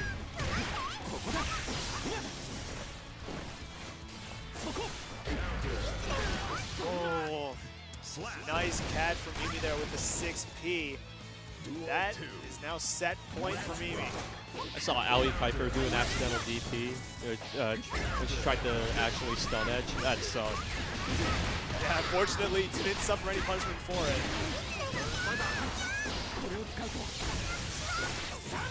All right, heavy stuns. Gonna hit confirm. Gonna go for it again. Nice grab there from Mimi. Gonna set up for the grenade. Another grab. Very scary. No meter, no burst. Found the opening. Oh, and the overhead on the Rekka is going to do it. Mimi makes the reverse 3-0 and moves on to grand finals on the winner's side. As she came back from that. And then like Aoi Kuiper went to Seoul. I mean went from Seoul to Kai. I mean, I understand, like just try it, but like it was not working. I could definitely see the vision. I mean, of course, the pressure Kai can lay down with those stun edges and just everything that allows that. Whoa, I'm buffing on my words. Sorry, but just everything Shock State allows for. If you just once you get in after laying down the pressure with those stun edges, like I can definitely see why Aoi Kuiper might have gone with that option, but ultimately Mimi just too relentless with Elfeld.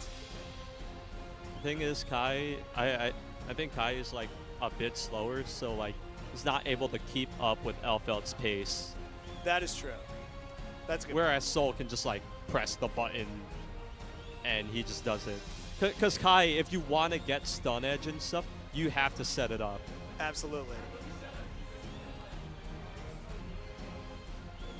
Yeah, ultimately the long game not going to work out here, and Aoi Kuiper not out of the tournament yet, of course, but instead going to go down to that loser's bracket where they will be waiting to see who they will have to face if they want to get that run back against Mimi.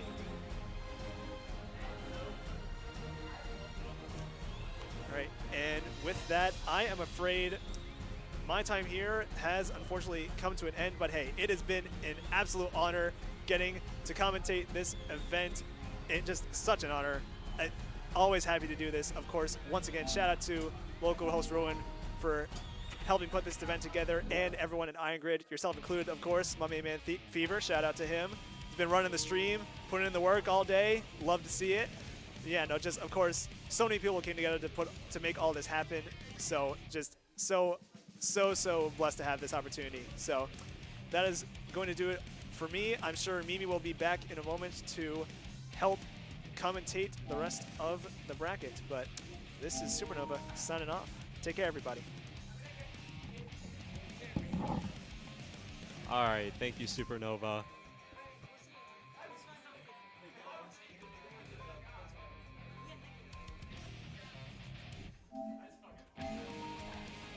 Who dares to enter the mayhem? So here we got Sea Otter and Logahan. Yeah, this should be fun to watch, I think. I think the way these two play might interact in a really fun way. I think Logahan plays pretty within the spirit of Anji. Like, for some RPS, you know, you have health, you have tools for it. Like, I think Anji is probably best played in that type of way, and I feel like that's how Logahan plays the character. And Damn, so we got another Anji. yeah, and Sea Otter, Abba definitely also plays within the spirit of the character, which is, I don't know, like an animal. Not derogatory, saying that like in a positive way, because No, the Abba is absolutely she is wild. Yeah, she's very clean on the 6 of this character. Feral even.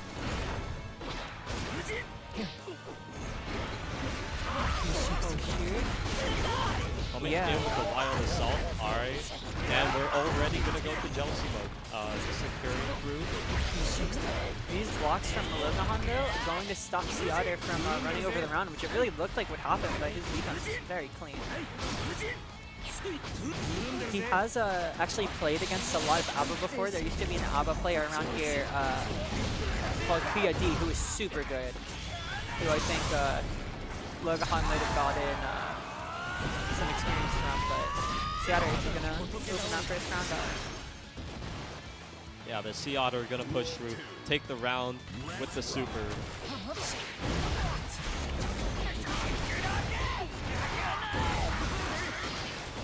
Does ABBA always start with half meter? Yeah, she starts with half of the gauge, I believe. I think it'd be really rough for her if she didn't, but obviously if she makes work with that 50%, she can run over rounds. Yeah. Damn, so just... Damn. Yeah, there she goes in the first game already. And it's one of these games that wasn't extremely unclose, but when ABBA wins a round sometimes, even against high health characters like Anji, it can be very, very quick. And they're taking out both bursts already. Sea Otter only has a little bit of jealousy to work with here, and Logahan with a great Nash is going to get a good shot here. Does not get an opportunity to use it at all. As we're gonna get into the block pressure. Yeah, Sea Otter already gonna get jealousy here. But we just get it back immediately. We BRC. Oh, we still get hit by it. That sucks. Yeah. Damn. And the round already going to Sea Otter. She has almost all her gauge, so she might just get another game.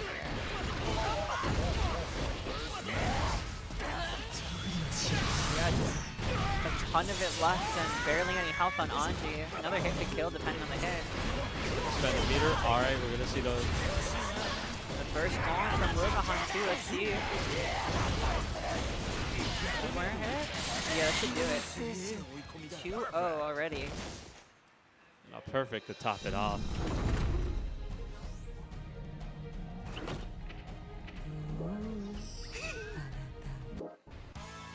Rougher Anji, and we're just gonna run it right back.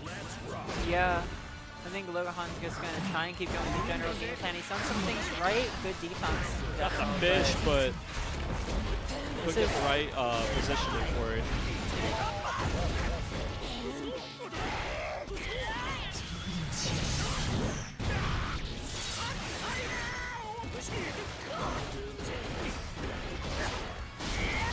See, the overhead, yeah. With the positive bonus, able to build enough meter to go for another super, and you're gone. Wow, even with Anji's guts, I feel like Abba super is so powerful if she has a lot of the gauge. And that Wild Assault's going to guarantee her all that meter too. It's going to be hard for Logahan, even getting her full screen from the burst. But being able to delay her jealousy gauge meter like this is exactly what he needs, because now she has none, and the round is actually pretty decent for Logahan. But all Abba needs is that one hit, and now she's threatening the round again. There we go. Okay, setup, Yeah, and to the hit. cross up, and heat grab is not going to do it, but just to build some meter up. Oh, wow. Oh my god, the parry, tried to parry that. Nice deflect shield though. Yeah, I did not know the spin would get caught at the end. That's kind of sad. But some meter left in Seat are actually going to be able to close out the round from defense. And she's just running through this Luzu's bracket. I think both times Logahan was able to defend against the super. Just like try two different things. First the BRC, and then the fish, the parry. Both of them did not work, unfortunately. This is the sad life of Anji. And I believe now it should be Aoi Kaifer and Seatter for a Yeah, rematch so here. yeah, so we're gonna have a we- rematch. Okay, I just want to make sure we're going to start Aoi, this. yeah, the winter semis rematch. Aoi Kaifer and Seatter. Yeah. And when they played last time, it really went down to the final round, so there is an opportunity here for a really good set again. Yeah, and when they last played earlier, it was they went back and forth, and then Aoi Kaifer switched to Ram. Yeah, I think a little bit. Seatter kind of struggles against Ram because she didn't really play as much after in Season 4 when they changed how Ram swords work. So her unfamiliarity with the character is like at a higher point, at a point where Kaifer is probably playing the best Ram with all she's been playing ever. Not in terms of like character strength necessarily, but rather like she's the best at Ram she's ever been. Yeah. And it looks like it's And going so to be Season Ram and 4 Alba. changes. Yeah, I think Seatter might be not as familiar with some of the interactions, or at least they might be worse for her character. Duel 1. But we're going to get back into it. That was still pretty good last time. Backdashing the Wild Assault. Yeah. Spending both parts of her first meter, while Kaifer's just going to run offense here. Gets a cheeky little throw right before the sword could Run up explode. throw. Oh, tap dust. Got your blocking wrong.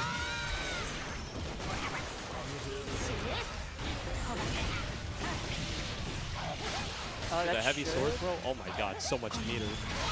Yeah, not gonna kill yet. Ooh, that mash gets her a little back in it, but I think if you're Seatter, the round was in a hard position with all that meter on Ram that you're happy just to have your burst back for the second round. Yeah.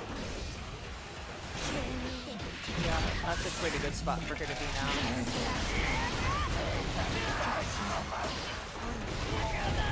Gonna swing downside full screen, get her some rocks.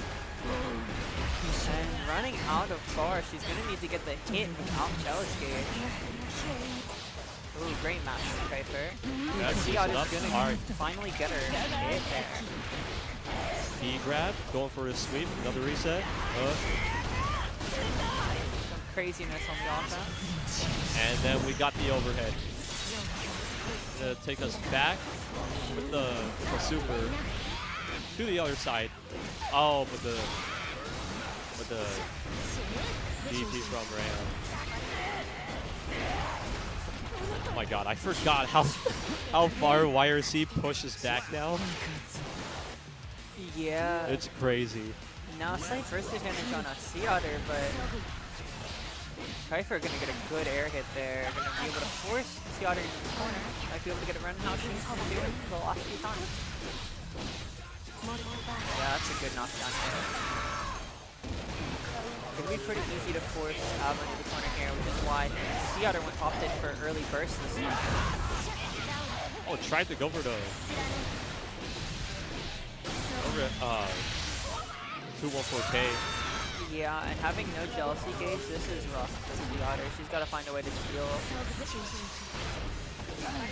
But with the way Sword works, it's hard to super or anything. So, yeah, Kiefer are able to finish off. That's tough. Solid play from both players in that first game, though.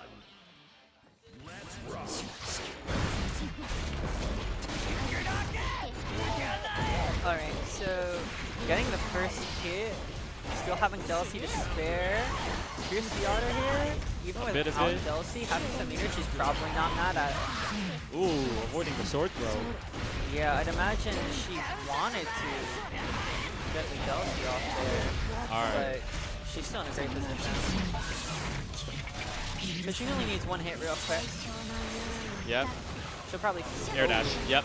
Wow, what a call out. I did not guess that. Alright. Alright. Kiefer gonna have the corner already. What a great match. Realizing there's only a couple chances to interact before Kiefer goes up, so you gotta be fast on it. Like, I think that's the main adaptation she's made, is interacting with her before the corner sword happens. But even then, Sea Otter low on jealousy. Oh, wow. Dash in, That's a deflection. really great deflect, because now leaves Sea Otter in a much worse spot. But with this hit, it's probably not enough, right? Like, Sea Otter making the game look really rough for Kiefer here. Yeah, that's gonna do it. Oh my god, that like barely hit. And now they evened up already. This is gonna be a back and forth set. Yeah, which makes sense because it was last time, but the adaptations onto the Ram Sea Otter are clean, but I'm not sure how clean they are to actually close out the first to 3. It's gonna be close. Because taking the burst, taking all the jealousy gauge, this is looking really good for Kiefer. Doesn't even have to think about burst here, but can't get a knockdown. Ooh, and see, that's like the kind of hit you really don't want if you're Kiefer there. Because that really gets Alba back in the game. Great hit. Throwing out the burst. Because even if Sea Otter loses this round from here, oh, she was able to get Kiefer's burst, which is a big deal. Let's just go for the 2K2D. Okay, yeah, Rekka Punish is going to be nice from Kiefer. She could have maybe broke the wall, but she's going to have to watch here. Because even breaking the wall, if Sea Otter finds a way to get out, she has jealousy gauge that could snowball around in her favor.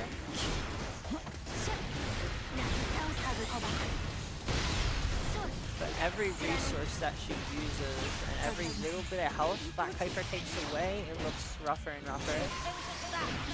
But that's a really good hit, and you have full jealousy gauge. I've seen this one before. Yep, have a mix. Yeah, that's like wall break. And she has so much jealousy gauge left, more than enough to finish it. Oh, but we're just gonna 6P wild assault. Yeah, that should do it. That should be too much. Yep. Oh, great no, burst save that timing. burst. That's fine. She has no jealousy though. Yep, there you go. Oh, do it again. Wow. Oh, alright, nice. Oh my god, the overhead. Sea Otter making use of every little resource there. Keeping it close. But Kiefer getting a great hit. Close loss is exactly what you want. Yeah, able to hold on to the with that sliver of health. The rounds are even. Yeah, but all of a sudden, with all that health off, Kaifer really threatening game end with all this resource, especially stealing the burst and having one of her own. Stagger. Oh, okay. I don't drops see combo. Yeah, that getting blocked. So. But yeah.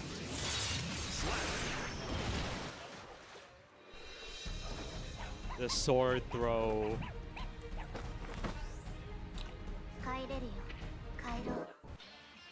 Duel 1. That sword throw does everything. It does her homework, does her job, does the dishes, your laundry, everything. Yeah, I'd say that's her most signature move in this version of Guilty Gear. It's definitely the sword toss. And it was even before the Guard Crush version of it, but now... Before this Season 4 update. Yeah, like, but... it is like there, but now with just now everything. it's like, I feel like she's kind of pigeonholed around it, especially with her rock being minus and stuff like that. Like, a lot of her power is shuffled into her range and the sword's throw. And, yeah, Seattle is going to be one good hit from the kill here. Because this combo is not the type that Nice kills. carry. Oh, into the Did she cancel. do something that might scale in a way? Nice. Oh. Damn, she's a lot smarter than me, I'm not going to lie. That might kill. I think it does. Yeah. Yeah. I think there's very high minimum damage on that super when it wall breaks because of all the hits in it. So even if someone has a good chunk of health left, you can make sure they die. You can just get it off. And all of a sudden, this is a really good game for Seattle. Like just 20 seconds ago, we were just starting, and all of a sudden, it looks like she's just going to take this one to a game 5. And now she's going absolutely crazy with it now. A whole bunch of jealousy meters to rock with. Gonna go with the YRC to reset. Ooh, that 60 being able to get punished is big for Kaifer. No burst on Seattle yet, and the jealousy goes on. We'll see when she has time to get going. Because this really is the worst situation you can be out for Abba. If you're lacking a jealousy gauge. See a But burst on deck though. Yeah, that hit is massive. Oh, but just gonna confirm. So smart, because now with you the couldn't super. burst that. Not gonna kill. Wake up throw. Sophia. Hey, it worked. But that's bad manners. Crazy. Yeah, and Now we're gonna let the just gonna throw out the burst. whatever happens in the next few seconds might decide the game, because losing all that jealousy gauge for G-Otter is rough. We'll see if she can get a good hit for it. But she does have some meter. Oh, the cross up. Okay. Oh, was not able to get the confirm there. That's a good one. Swap. All right. And now we're in jealousy mode. Oh. You see the kick into overhead? No, we're gonna see the anti-air. They're not gonna kill yet, and she has to do something to get her jealousy back, or that'll kill her. Game 5.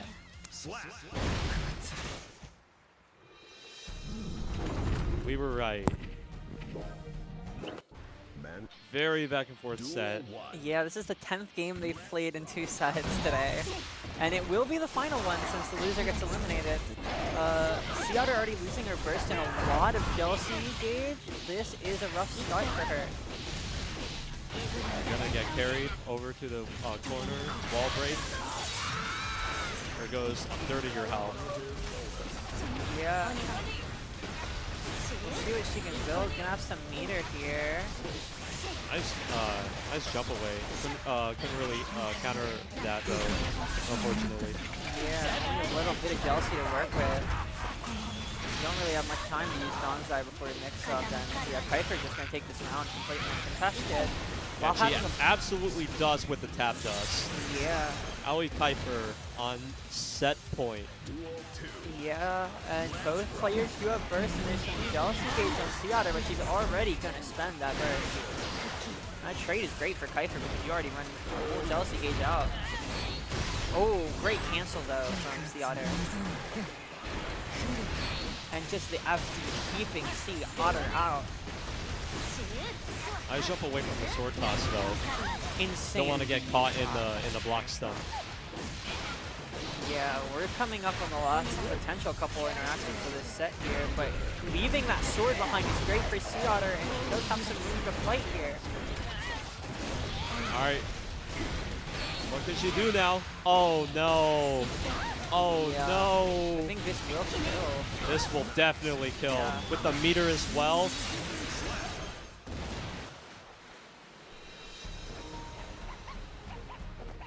Damn.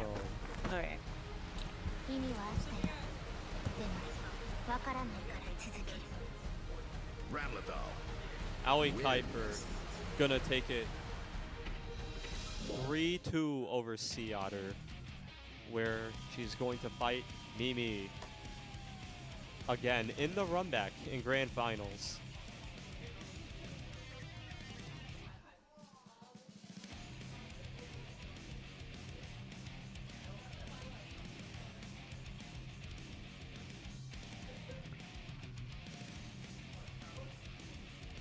Yeah, looking back at the replays, this was just very smart meter usage from Sea Otter. It looked like she's gonna come back with, looked like she's gonna make a potential comeback in that last round. Well, unfortunately, got caught slipping.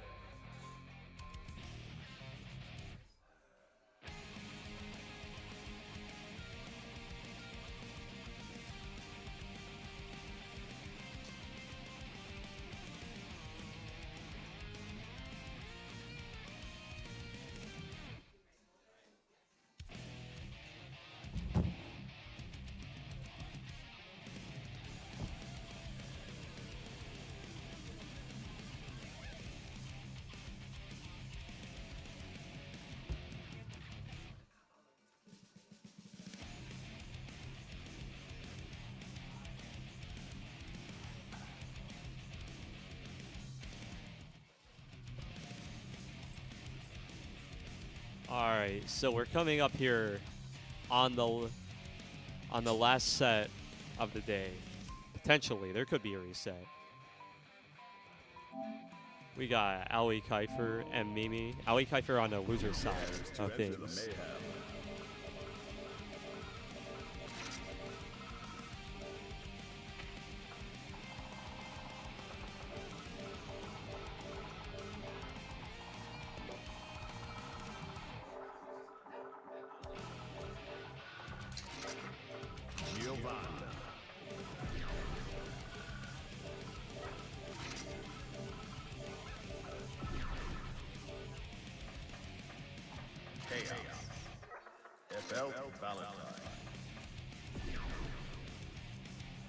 My eyes deceive me. What are we seeing here? Giovanna.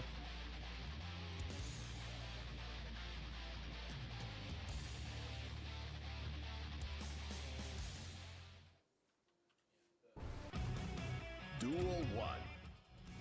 Let's rock.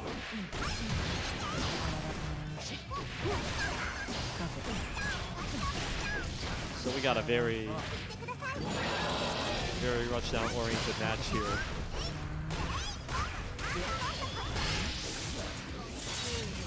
I don't know how I feel about the Giovanna on here. Got the pick Oki too early. Cross up with the chain. Okay. Oh, and then the 2K. Duel 2. Let's rock.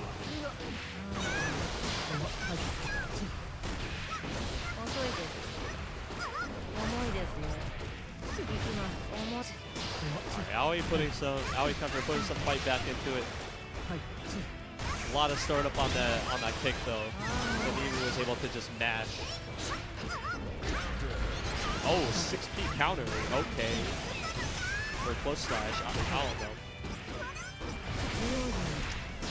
Oh my god, he's able to catch these openings.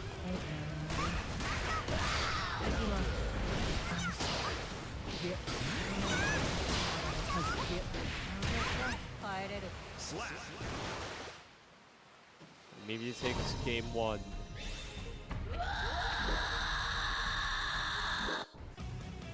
Duel 1. Let's rock.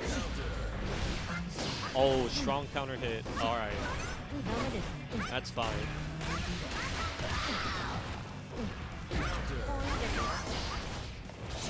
We're gonna let the burst rip though. From that counter hit. Alright.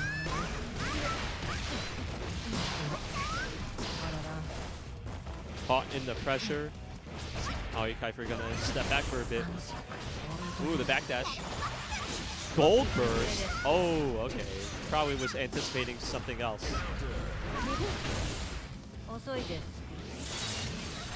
Probably anticipating getting sniped.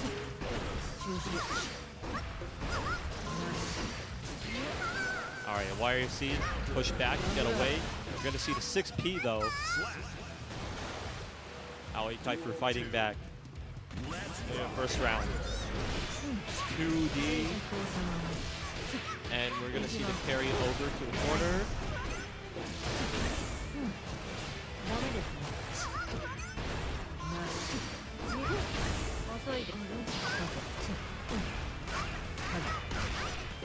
Go for a little shimmy there. Alright, Aoi Kaifer got the big counter hit. Okay, overhead.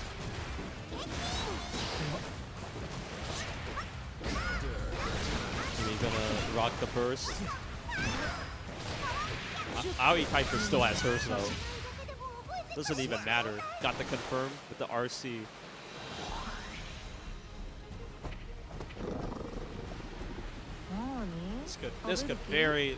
This could definitely very well be another back and forth set between these two. Duel 1. As we just saw. Actually no. In winners finals, Mimi reversed 3-0'd, brought it back. Now they're going back and forth. Tap dust, alright. Oh my god. Double bomb. Double bomb Rekka, alright.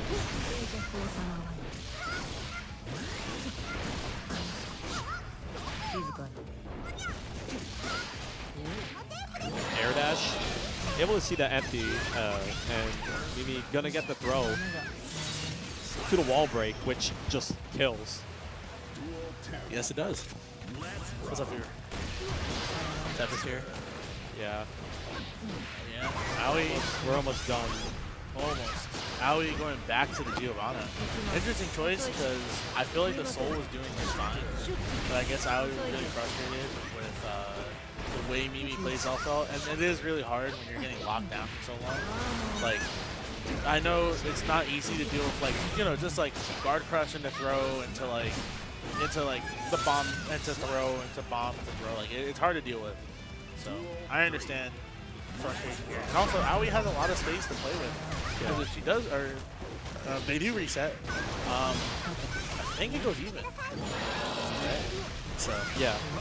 In the winners finals, Aoi did stick with Soul the entire time. She was up 2-0, but then Mimi brought it back. This is really bad. You gotta hold this. Nice block. Oh, the flex shield wasn't enough. That is it.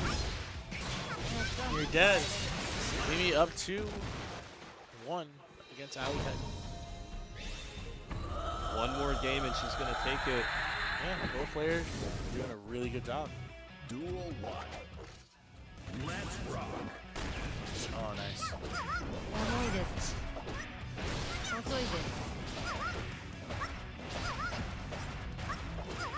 Alright, block strings coming from Aoi.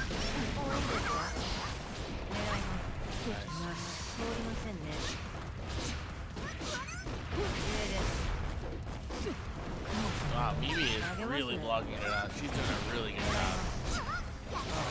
being a lot more defensive now, rather than just like going to mash. Yeah, I mean that's what you gotta do. In the middle for startup. Yeah, that's what you gotta do against Geo, man. You gotta just watch because a lot of her stuff is bust. It's harder to test. Overhead is disjointed in the bottom, so you have to actually hold it. You can't 6B it anymore. But Aoi being very impatient, throwing out 5B. Bomb setting. Nice block from Oscar. Yeah, but the drop kick and the overhead both have like mad startup though. Yeah. Let's rock. Hard knockdown. You gotta hold that. And counter. Alright. This is a very hard spot to be in. You can't do much against this situation, and bombs. Now Aoi has to block for her life. And Mimi can just do whatever. We'll meet her. Or not. I guess Wake Up Fart Slash was the option.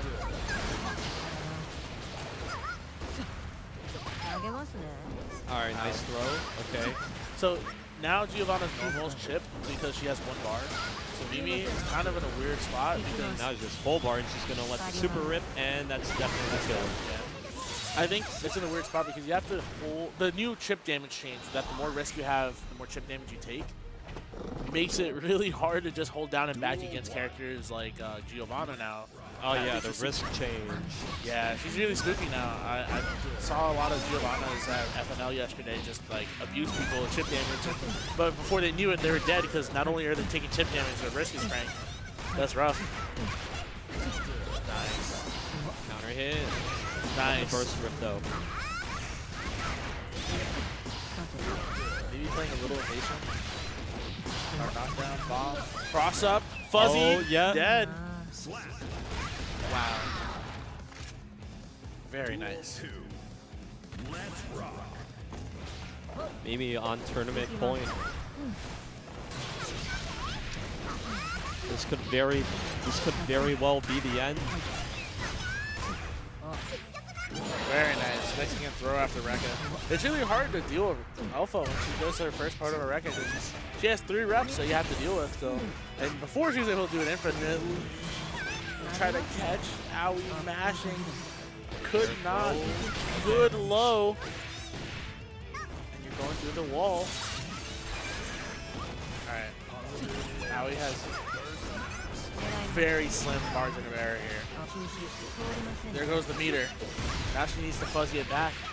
Gets it. That's it. That's it. Oh. Oh. No. No. No. So has burst to work Little with. spaghetti burst out. Yeah, throws. Throw. Wow, one more chance at life. Final round, game 5 situation. Looks like Mimi immediately goes to walk forward to take her space. Doesn't press a button behind it. A lot of Strive players, they have a really difficult time, like, just running up without a hitbox. But looks like Mimi figuring it out. Getting the low, getting in super, getting another super. Yeah, we're gonna plant the bombs once again. The flex shield, that's fine. Very scary though, And caught in that's the Rekka. it. Mimi going for 4 lows, and unfortunately Aoi got clipped by the 3rd one. Oh man. Tragedy. And once again, in a game 5 set, Mimi gonna take it over Aoi Kiefer. But this one was it. Yeah. I mean, This was a set this is a good ass set, honestly. that would crown her the Strive champion for Paradox. She did a really good job. I mean, she played solid. And freshly nerfed Elfeld too. Elfeld horrifically nerfed this patch. She can't do infinite Rekkas. She can't do and she can't do 2 reps of the slash Rekka into overhead into super. So big nerfs. A lot of her optimals are different now. So, I think she's gonna stay this way. I think she's still pretty fair and balanced as is. So it is what it is. We gotta wait until Strive 2.0. We don't know what's happening with Strat 2.0. We're stuck with this until 2.0. Ah, yes. All right. Oh, here comes this wifey coming in. All right. So we have a big thing that we wanted to announce, and I'm just gonna announce it. No start. You know, we don't have a flyer at Start DG yet. It'll be up soon.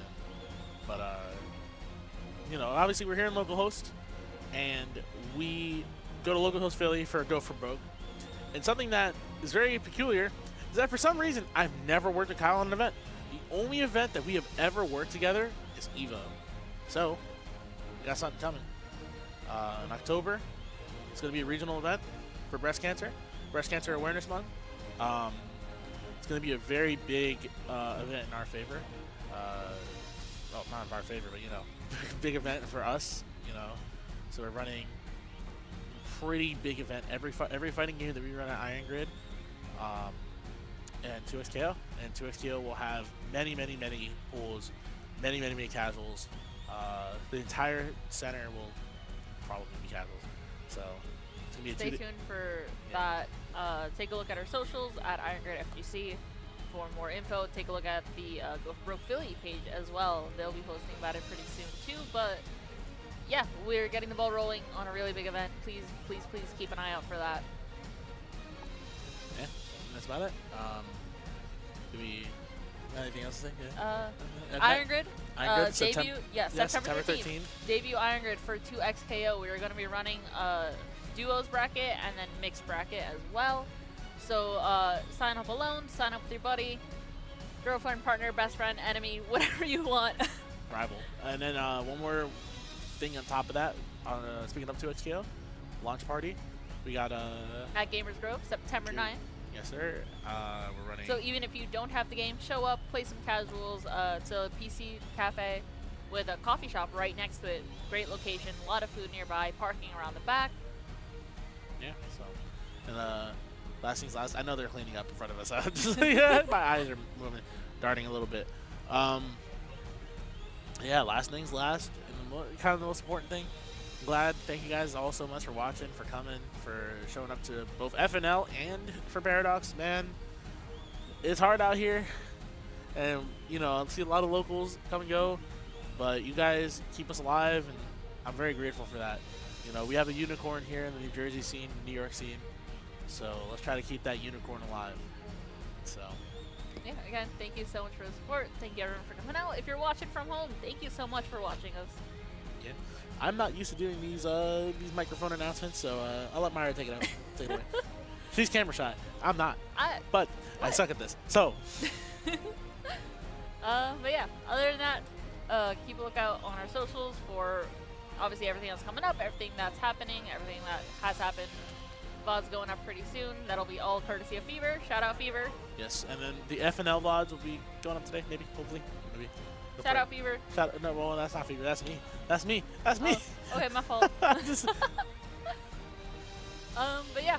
Shout out Fever though. Shout out Fever either way. He's the GOAT. He sat here all day, did the stream. Man's awesome. Appreciate this guy. All right, we're out. Later.